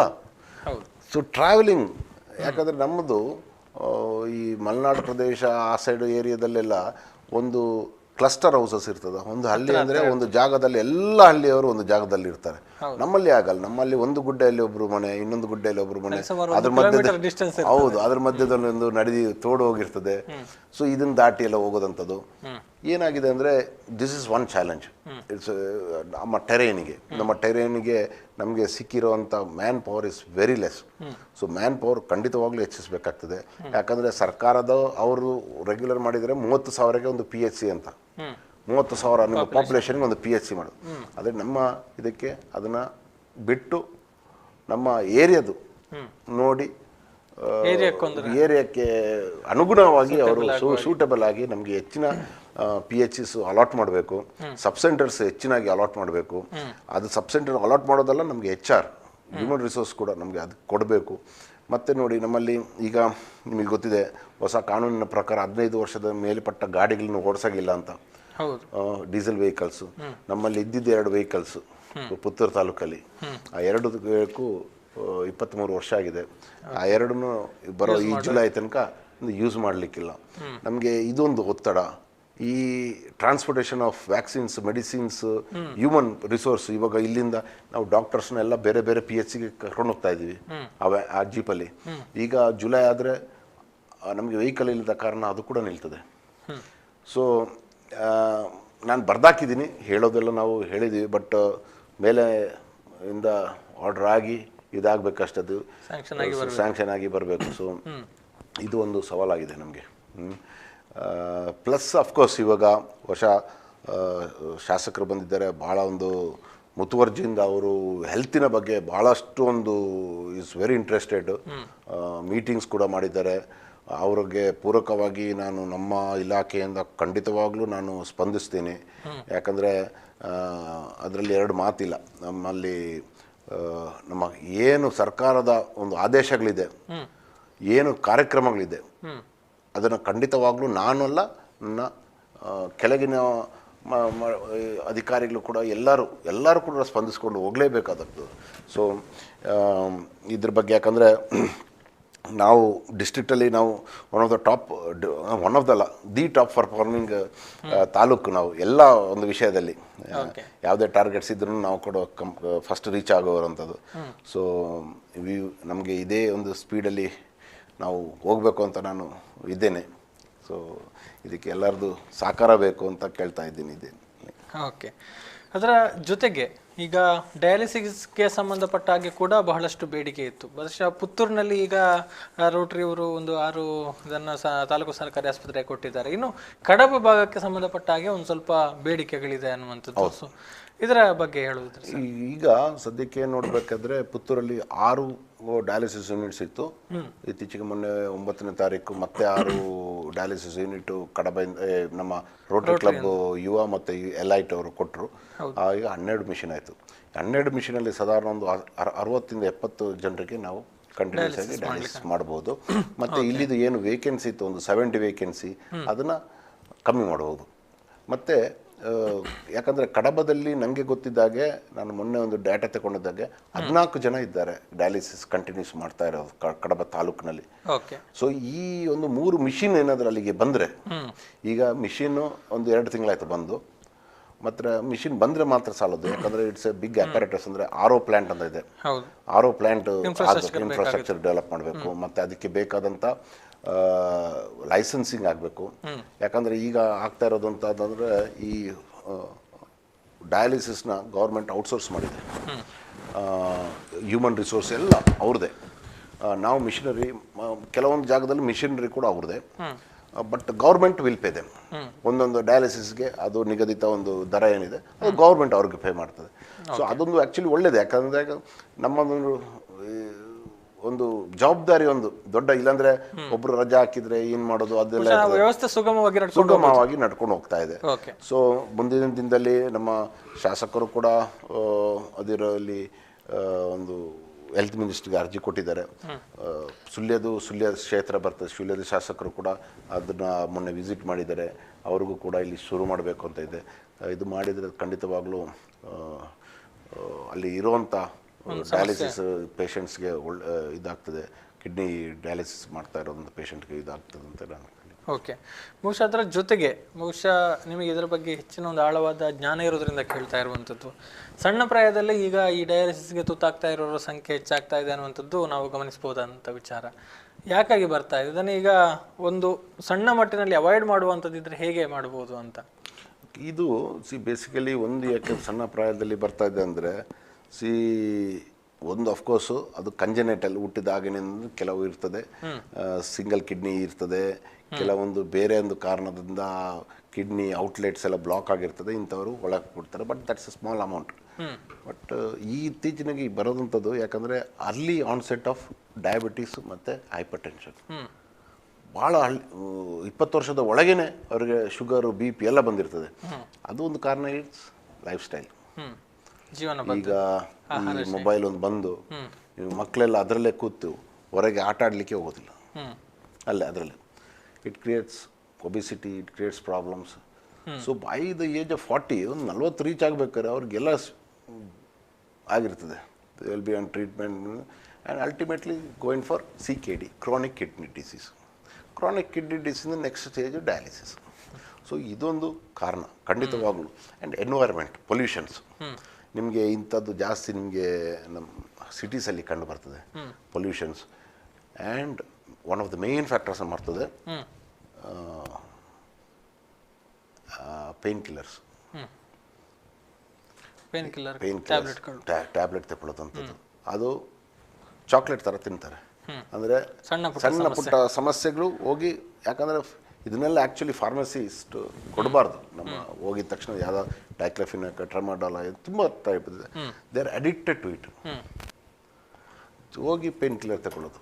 ಪೇನ್ ಕಿಲ್ಲರ್ ಎಸ್ಪೆಷಲಿ ನಾವು ನೋಡಿದಂಥದ್ದು ಇಂಥದ್ದು ಪೋಸ್ಟ್ ಚಿಕನ್ ಗುನ್ಯ 1 ವರ್ಷ ಆದ ನಂತರ, 1-2 ವರ್ಷ ಆದ ನಂತರ ಇದು ಕ್ರಾನಿಕ್ ಆಗಿ ತಗೊಳ್ಳೋರು ಅವರು ಎಷ್ಟೋ ಜನ ನಾನು ನೋಡಿದ್ದೀನಿ ಡಯಾಲಿಸಿಸ್ಗೆ ಬಂದವರು. ಸೊ ಇಂಥ ಸೂಚನೆ ಇಲ್ಲದೆ, ವೈದ್ಯರ ಪರೀಕ್ಷೆ ಮಾಡದೆ ಯಾರು ಯಾವುದು ಪೇನ್ ಕಿಲ್ಲರ್ಸ್ ತಗೊಳ್ಬೇಡಿ, ಯಾಕಂದರೆ ಅದು ಆ್ಯಕ್ಚುಲಿ ಮಾರಕವಾಗ್ತದೆ. It's counterproductive. ಸೊ ಹಾಗಾಗಿ ಇದು ಆದಷ್ಟು ಕಮ್ಮಿ ಮಾಡಬೇಕು ಮೆಡಿಸಿನ್ಸ್ ತಗೊಳ್ಳೋದಂಥದ್ದು. ಇದೆಲ್ಲ ಮಾಡಿದರೆ ಖಂಡಿತವಾಗ್ಲೂ ಇಂಥದನ್ನ ನಾವು ತಡೆಗಟ್ಟಬಹುದು. ಅಂದ್ರೆ ನಮ್ಮ ಮೂಲಕವೇ ಬರುವಂತದನ್ನ ತಡೆಗಟ್ಟಿಕೊಳ್ಳಬಹುದು. ಅಂದ್ರೆ ಜನ್ಮತಃ ಏನು ಮಾಡ್ಲಿಕ್ಕೆ ಆಗೋದಿಲ್ಲ. ನಮ್ಮ ತಪ್ಪಿಂದಾಗಿ ಮಕ್ಕಳಿಗೆ ಡಯಾಬಿಟಿಸ್ ಇರ್ತದೆ, ಜೀವನೈಲ್ ಡಯಾಬಿಟಿಸ್ ಇರ್ತದೆ, ಟೈಪ್ 1 ಡಯಾಬಿಟಿಸ್, ಅಂಥವ್ರಿಗೂ ಕೂಡ ಇಂಥ ಈ ಕಿಡ್ನಿ ಕಾಯಿಲೆ ಸಮಸ್ಯೆ ಬರಲಿಕ್ಕೆ ಸಾಧ್ಯ. ಅದಂಥದನ್ನ ನಾವು ಏನು ಮಾಡ್ಲಿಕ್ಕೆ ಆಗೋದಿಲ್ಲ, ಬಟ್ ಟ್ರೀಟ್ಮೆಂಟ್ ಕೊಡ್ತಾನೆ ಹೋಗ್ಬೇಕಾಗ್ತದೆ. ಎಸ್, ಖಂಡಿತ. ಒಂದು ವಿಚಾರವನ್ನು ಹೇಳಿದ್ರಿ, ಈ ಸಮಸ್ಯೆಗಳ ಬಗ್ಗೆ ಮಾತನಾಡಿದ್ರಿ. ಅಷ್ಟೆಲ್ಲ ಸವಾಲುಗಳು, ಸಿಬ್ಬಂದಿಗಳ ಕೊರತೆಯ ಮಧ್ಯೆ ಜನರ ಆರೋಗ್ಯವನ್ನು ಕಾಪಾಡುವ ನೆಲೆಯಲ್ಲಿ ಕೆಲಸವನ್ನು ಮಾಡ್ತಾ ಇದ್ದೀರಿ. ಇದಕ್ಕೆ ಅಂದರೆ 2 ಕೈ ಸೇರಿದ್ರೆ ಚಪ್ಪಾಳೆ, ಸಾರ್ವಜನಿಕರ ಸಹಭಾಗಿತ್ವ, ಸಹಕಾರ ಕೂಡ ಬೇಕಾಗುತ್ತೆ. ಜನರಿಂದ ಯಾವ ರೀತಿಯ ಸಹಕಾರವನ್ನು ನಿರೀಕ್ಷೆ ಮಾಡ್ತೀರಿ? ಹೇಗೆ ಅವರು ಸಪೋರ್ಟ್ ಮಾಡಬೇಕು ನಿಮಗೆ ಅಂತ? ನಮಗೆ ಬೇಸಿಕಲಿ ನಮಗೆ ನಮ್ಮ ಕಾರ್ಯಕರ್ತರು ಬಂದಾಗ ಅವ್ರಿಗೆ ದಯವಿಟ್ಟು ಅವ್ರಿಗೆ ಬೈಬೇಡಿ. ಯಾಕಂದರೆ ಅವರು ಕೂಡ ಸರ್ಕಾರದ ಒಂದು ಏನು ನಿಯಮ ನೀತಿಗಳಿದೆ ಅದನ್ನು ಪಾಲನೆ ಮಾಡಲಿಕ್ಕೆ ಅವರು ನಿಮ್ಮ ಮನೆಗೆ ಬಂದಿರ್ತಾರೆ. ಅವ್ರಿಗೆ ಕೇಳಿದ ಡೇಟಾ ಏನಿದೆ ಅದು ಕೊಡಿ. ಇವಾಗ ಹೆಲ್ತ್ ಆ್ಯಂಡ್ ನ್ಯೂಟ್ರಿಷನ್ ಸರ್ವೆ ಅಂತ ಆಗ್ತಾ ಇದೆ. ಇದು ಒಂದು ಒಳ್ಳೆ ಸರ್ವೆ, ಯಾಕಂದರೆ ಇದರಲ್ಲಿ ಕಂಪ್ಲೀಟ್ ಪಾಪ್ಯುಲೇಷನಲ್ಲಿ ಆ ಮನೆಯಲ್ಲಿ, ಒಂದು ಮನೆಯಲ್ಲಿ ಇವಾಗ ನಮ್ಮ ಇಡೀ ಸೊಸೈಟಿ ತಗೊಳ್ಳೋ ಎಷ್ಟು ಜನ ಡಯಾಬಿಟಿಕ್ಸ್ ಇದ್ದಾರೆ, ಎಷ್ಟು ಜನ ಹೈಪರ್ಟೆನ್ಸಿವ್ ಇದ್ದಾರೆ, ಎಷ್ಟು ಜನ ಮೆಡಿಕೇಶನ್ಸಲ್ಲಿ ಇದ್ದಾರೆ, ಯಾವ ಮೆಡಿಸಿನ್ಸ್ ತಗೊಳ್ತಾ ಇದ್ದಾರೆ, ಅವ್ರದ್ದು ತೂಕ ಎಷ್ಟು, ಎಲ್ಲ ಕಂಪ್ಲೀಟ್ ನಾವು ಸಂಪೂರ್ಣ ಆರೋಗ್ಯ ಚಿತ್ರ ಮಾಡ್ತಾ ಇದ್ವಿ. ಸೊ ನಮಗೆ ಏನಂದರೆ ಮುಂದಿನ ಈಗ ಒಂದು ಪಾಲಿಸಿ ಮಾಡಬೇಕಂದ್ರೆ, ಯಾವುದಾದ್ರು ಗೌರ್ಮೆಂಟ್ ಒಂದು ಪಾಲಿಸಿ ಮಾಡಬೇಕಂದ್ರೆ ಅವ್ರಿಗೆ ಕಂಪ್ಲೀಟ್ ಡೆಮೋಗ್ರಫಿಕ್ ಇದು ಡೇಟಾ ಬೇಕಾಗಿ ಸಿಗ್ತದೆ. ಒಂದು ಡೆಮೋಗ್ರಫಿಯಲ್ಲಿ ಇಂತಿಂಥ ಪಾಪ್ಯುಲೇಷನಲ್ಲಿ ಇಂತಿಂಥದ್ದಿದೆ, ಇಂತಿಂಥ ಪಾಪ್ಯುಲೇಷನ್ ಇಂತಿಂಥ ಸಮಸ್ಯೆಗಳಿದೆ. ಸೊ ಅದಕ್ಕೆ ಅವರು ಪ್ಲ್ಯಾನ್ ಮಾಡ್ಬೋದು. ಸೊ ಇಂಥ ಅಂದರೆ ಕೆಲವರು ಇದಕ್ಕೂ ಕೂಡ ಅಡ್ಡಿ ಬರ್ತಾ ಇದ್ದಾರೆ, ನೀವು ಕೇಳ್ತಾ ಇರೋದು ಬೇಕಾಗಿಲ್ಲ, ನಮಗೆ ಅದು ಬೇಕಿಲ್ಲ ಅಂತ. ಸೊ ದಯವಿಟ್ಟು ಮಾಹಿತಿ ಕೊಡಿ, ಸ್ಪಂದಿಸಿ ನಮಗೆ. ನಾವು ಯಾಕಂದರೆ ಈ ಮಾಹಿತಿಯನ್ನು ನಮ್ಮಲ್ಲೇ ಇಟ್ಕೊಳ್ತೀವಿ. ಈ ಮಾಹಿತಿ ಇಟ್ಸ್ ಯೂಸ್ಡ್, ಅದನ್ನು ಉಪಯೋಗ ಮಾಡೋದು ನಿಮ್ಮ ಒಳ್ಳೆಯದಕ್ಕಾಗಿ. Ultimately we are going to use it ನಿಮ್ಮದಕ್ಕಾಗಿ. ಹಾಗೆ ನಿಮ್ಮ ಮುಂದಿನ ನಾವು ಫ್ಯೂಚರಲ್ಲಿ ಏನು ಪ್ರೋಗ್ರಾಮ್ಸ್ ಎಲ್ಲ ಇದು ಮಾಡ್ತೀವಿ, ಡೆವಲಪ್ ಮಾಡ್ತೀವಿ, ಇದನ್ನು ಡೇಟಾ ಇಟ್ಕೊಂಡ್ರೆ ನಾವು ಮಾಡೋದಂಥದ್ದು. ಓಕೆ. ಸೊ ನಮಗೆ ಸಾರ್ವಜನಿಕರಿಂದ ಅಷ್ಟೇ, ಅಫ್ಕೋರ್ಸ್ ಇವಾಗ ಪಂಚಾಯತಿಂದೆಲ್ಲ ಭಾಳ ನಮಗೆ ಸ್ಪಂದಿಸ್ತಿದ್ದಾರೆ. ಅಬ್ಸಲ್ಯೂಟ್ಲಿ ತುಂಬ ನಮಗೆ ಇದು ಒಳ್ಳೆಯ ಕೆಲಸಗಳು ಮಾಡ್ತಾಯಿದ್ರು. ಇವತ್ತು ಕೂಡ ನಮ್ಮ ಕೊಲ್ತಿಗೆ ಪ್ರಾಥಮಿಕ ಆರೋಗ್ಯ ಕೇಂದ್ರದಲ್ಲಿ ಕಾರ್ಡಿಯಾಲಜಿ ಡೋರ್ ಸ್ಟೆಪ್ಸ್ ಒಂದು ಕ್ಯಾಂಪ್ ಮಾಡಿದ್ವಿ. ಸೊ ಪಂಚಾಯತಿಯವರು ಕೂಡ ಸ್ಪಂದಿಸಿದ್ರು, ತುಂಬ ಒಳ್ಳೆ ಕ್ಯಾಂಪ್ ಆಗಿತ್ತು. ಸೊ ನಾವು ಸಾಂಕ್ರಾಮಿಕ ಮತ್ತು ಅಸಾಂಕ್ರಾಮಿಕ ರೋಗ ಎರಡೂ ಕೂಡ ನಾವು ತಡೆಗಟ್ಟಲಿಕ್ಕೆ ನೋಡ್ತಾ ಇದ್ದೀವಿ. ಸೊ NCD ಕ್ಯಾಂಪ್ ಅದು ಹಾರ್ಟಿನ ಹಾರ್ಟಿನ ಇದು ಬಗ್ಗೆ ಎಲ್ಲರಿಗೂ ಬಂದವರಿಗೆಲ್ಲ ECG ಮಾಡಿ, ಹೃದಯ ತಜ್ಞರು ಬಂದು ECG ಎಲ್ಲ ನೋಡಿ ಒಂದು ಸಾಧಾರಣ ಒಂದು 17 ಜನಕ್ಕೆ ಟ್ರೀಟ್ಮೆಂಟ್ ಬೇಕು ಅಂತ ಮುಂದಿನ ಚಿಕಿತ್ಸೆಗೆ ಅವರು ಸೂಚಿಸಿದ್ದಾರೆ. ಅವ್ರಿಗೆ ಯಾರಿಗೂ ಗೊತ್ತಿರಲಿಲ್ಲ. ಸೊ ನಾವು ECG ಮಾಡಿ ನೋಡಿ ಅವ್ರನ್ನ ಇವಾಗ ಅದಕ್ಕೆ ಮುಂದಿನ ಚಿಕಿತ್ಸೆಗೆ ನಾವು ರೆಫರ್ ಮಾಡಲಿಕ್ಕಿದ್ದೀವಿ. ಓಕೆ, ಹಾಗೆ ಕೆಲಸ ಕಾರ್ಯಗಳಾಗ್ತಾ ಇದೆ, ಸಹಕಾರ ಸಿಗ್ತಾ ಇದೆ, ಹಾಗೆ ಸಹಕಾರ ಬೇಕು ಅನ್ನುವಂಥದ್ದು ಕೂಡ ನಿಮ್ಮ ಮನವಿ. ಇನ್ನು ಕೊನೆಯದಾಗಿ ಬಹುಶಃ ನಿಮ್ಮ ಒಟ್ಟಿಗೆ ನಿಮ್ಮ ಇಡೀ ತಂಡ ಕೆಲಸವನ್ನು ಮಾಡ್ತಾ ಇದೆ. ಈ ಎಲ್ಲ ಕಾರ್ಯಕ್ರಮಗಳನ್ನು ಅನುಷ್ಠಾನ ಮಾಡುವ ಜೊತೆಗೆ ಎಲ್ಲ ಅವರ ದೈನಂದಿನ ಕೆಲಸಗಳನ್ನು ಚಟುವಟಿಕೆಗಳನ್ನು ಮಾಡಲೇಬೇಕಾಗುತ್ತೆ. ಅವರ ಸೇವೆಯ ಜೊತೆಗೆ ಕೊನೆಯದಾಗಿ ಒಂದು ಜನರಿಗೆ ಹೇಳುವಂಥದ್ದು, ಕೊನೆಯದಾಗಿ ತಮ್ಮ ಒಂದು ಮಾತು. ನಾನು ಒಂದು ಏನಂದರೆ ನಮಗೆ ಒಂದು ಆರೋಗ್ಯವಂತ ಒಂದು ಜನಸಂಖ್ಯೆ ಏನಿದೆ, ಜನಸಂಖ್ಯೆ ಆರೋಗ್ಯವಾಗಿದ್ದರೆ ಅದು ನಮ್ಮ ಒಂದು ವೆಲ್ತ್ ನಮಗೆ ಆರೋಗ್ಯವೇ ಭಾಗ್ಯ ಅಂತೀವಲ್ಲ. ಸೊ ಈ ನಿಟ್ಟಿನಲ್ಲಿ ನಮ್ಮ ಕೆಳಗೆ ಕೆಲಸ ಮಾಡ್ತಾ ಇರೋರು ಫ್ರಮ್ THO, ನಮ್ಮ ಪ್ರೋಗ್ರಾಮ್ ಆಫೀಸರ್ಸು, THOಸು, ನಮ್ಮ ಬ್ಲಾಕ್ ಹೆಲ್ತ್ ಎಜುಕೇಷನ್ ಆಫೀಸರ್ಸು, ನಮ್ಮ ಕಿರಿಯ ಸಹಾಯಕಿ ಆರೋಗ್ಯ ಸಹಾಯಕಿಯರು, ಸಮುದಾಯ ಆರೋಗ್ಯ ಅಧಿಕಾರಿಗಳು, ANMs, ಆಶಾ ಕಾರ್ಯಕರ್ತರು ಹೆಚ್ಚಿನಾಗಿ, ಮತ್ತು ಇನ್ಫ್ಯಾಕ್ಟ್ ನಮಗೆ ಈಗ ಅಂಗನವಾಡಿ ವರ್ಕರ್ಸ್ ಕೂಡ ಕೆಲವು HNS ಸರ್ವೆಯಲ್ಲಿ ಸ್ಪಂದಿಸ್ತಾ ಇದ್ದಾರೆ. ಎಲ್ಲರಿಗೂ ಹೇಳೋದೊಂದೇ, ನಾವೊಂದು ಒಳ್ಳೆ ಟೀಮ್ ಆಗಿ ವರ್ಕ್ ಮಾಡಬೇಕು. ಉದ್ದೇಶ ಒಂದೇ ಇರಬೇಕು ನಮ್ಮದು. ನಾವು ಟಾರ್ಗೆಟ್ ರೀಚ್ ಮಾಡಬೇಕು ಅಂತ ನಾನು ಏನು ಹೇಳ್ತಿಲ್ಲ. ಉದ್ದೇಶ ಏನಂದರೆ ಆರೋಗ್ಯ ಸಮಾಜ, ಆರೋಗ್ಯವಂತ ಸಮಾಜ ಇದ್ದರೆ ನಾವು ಏನು ಬೇಕಾದ್ರೂ ಮಾಡಲಿಕ್ಕೆ ನಾವು we R capable of anything. So ಇದೊಂದು ಮಾಡಬೇಕು ಅಂತ ನಾನು ನನ್ನ ಕಾರ್ಯಕರ್ತೆಯರು ಎಲ್ಲ ನಮ್ಮ ಆರೋಗ್ಯ ಇಲಾಖೆಯವರ ಹತ್ರ ಎಲ್ಲ ಈ ಮೂಲಕ ನಾನು ಹೇಳಲಿಕ್ಕೆ ಇಷ್ಟಪಡ್ತೀನಿ. ಓಕೆ, ಧನ್ಯವಾದಗಳು ಸರ್. ಇಷ್ಟೊತ್ತು ಕಾರ್ಯಕ್ರಮದಲ್ಲಿ ಪಾಲ್ಗೊಂಡು ಒಂದಷ್ಟು ಮಳೆಗಾಲದಲ್ಲಿ ತೆಗೆದುಕೊಳ್ಬೇಕಾದಂಥ ಮುನ್ನೆಚ್ಚರಿಕೆಗಳ ಬಗ್ಗೆ ಮಾಹಿತಿಯನ್ನು ಕೊಟ್ಟರೆ, ಸಾರ್ವಜನಿಕರು ಏನು ಮಾಡಬೇಕು, ಜೊತೆಗೆ ಇಲಾಖೆ ಹೇಗೆ ಕಾರ್ಯಚಟುವಟಿಕೆಗಳನ್ನು ಮಾಡ್ತಾ ಇದೆ, ಹೇಗೆ ಸೇವೆಗಳನ್ನು ಕೊಡ್ತಾ ಇದೆ, ಇರುವಂತಹ ಸವಲತ್ತುಗಳೇನು, ಕೊರತೆಗಳೇನು ಎಲ್ಲವನ್ನು ಕೂಡ ಹೇಳಿದ್ರಿ. ಬಹುಶಃ ನಿಮ್ಮ ಸೇವೆ ಇದೇ ರೀತಿ ಮುಂದುವರಿತಾ ಇರಲಿ. ಬಹುಶಃ ಹೆಚ್ಚಿನ ಒಂದು ಜನರು ಬಯಸುವಂಥದ್ದು ಅಥವಾ ಹೆಚ್ಚಿನ ಅವಶ್ಯಕತೆ ಇರುವಂಥ ಇಲಾಖೆ ಕೂಡ ತಮ್ಮದು. ತಮ್ಮ ಸೇವೆ ಇದೇ ರೀತಿ ಮುಂದುವರಿತಾ ಇರಲಿ ಅನ್ನುವಂಥ ಒಂದು ಆಶಯದೊಂದಿಗೆ ಕಾರ್ಯಕ್ರಮದಲ್ಲಿ ಬಂದು ಪಾಲ್ಗೊಂಡು ಮಾಹಿತಿಯನ್ನು ಕೊಟ್ಟದ್ದಕ್ಕಾಗಿ ಮತ್ತೊಮ್ಮೆ ಧನ್ಯವಾದಗಳನ್ನು ಅರ್ಪಿಸ್ತಾ ಇದ್ದೇನೆ. Thank you. ಎಸ್ ವೀಕ್ಷಕರೇ, ಇದು ಇವತ್ತಿನ ಕಾರ್ಯಕ್ರಮ. ಒಂದಷ್ಟು ಆರೋಗ್ಯ ಇಲಾಖೆಯ ಬಗ್ಗೆ ಮಾಹಿತಿಯನ್ನು ಕೊಡುವಂಥ ಪ್ರಯತ್ನಗಳಾಯಿತು. ಮಳೆಗಾಲದಲ್ಲಿ ಹೇಗೆ ನಾವು ಮುನ್ನೆಚ್ಚರಿಕೆಯನ್ನು ವಹಿಸಬಹುದು, ಹೇಗೆ ಸಾಂಕ್ರಾಮಿಕ ರೋಗಗಳಿಂದ ದೂರ ಇರಬಹುದು ಅನ್ನುವಂಥದ್ದನ್ನು ತಿಳಿಸಿಕೊಡುವಂಥ ಕೆಲಸಗಳಾಗಿದೆ. ಸೊ ಮುಂದಿನ ದಿನಗಳಲ್ಲಿ ಇನ್ನೊಂದಷ್ಟು ಇಲಾಖೆ ಅಧಿಕಾರಿಗಳ ಜೊತೆಗೆ ನಿಮ್ಮ ಮುಂದೆ ಬರ್ತೇವೆ. ಆ ಮೂಲಕ ಅವರೊಂದಿಗೆ ನಿಮಗೆ ಮಾತನಾಡೋದಕ್ಕೆ ಒಂದು ವೇದಿಕೆಯನ್ನು ಸೃಷ್ಟಿ ಮಾಡಲಾಗುತ್ತೆ ಅನ್ನುವಂಥ ಒಂದು ಮಾತಿನೊಂದಿಗೆ ಈ ಕಾರ್ಯಕ್ರಮವನ್ನು ಇಲ್ಲಿಗೆ ಮುಗಿಸ್ತಾ ಇದ್ದೀನಿ. ನಿರಂತರವಾದ ಸುದ್ದಿ ಮಾಹಿತಿ ಮನೋರಂಜನೆಗಾಗಿ ನೋಡ್ತಾ ಇರಿ ಸುದ್ದಿ ನ್ಯೂಸ್ ಪುತ್ತೂರು. ನಮಸ್ಕಾರ.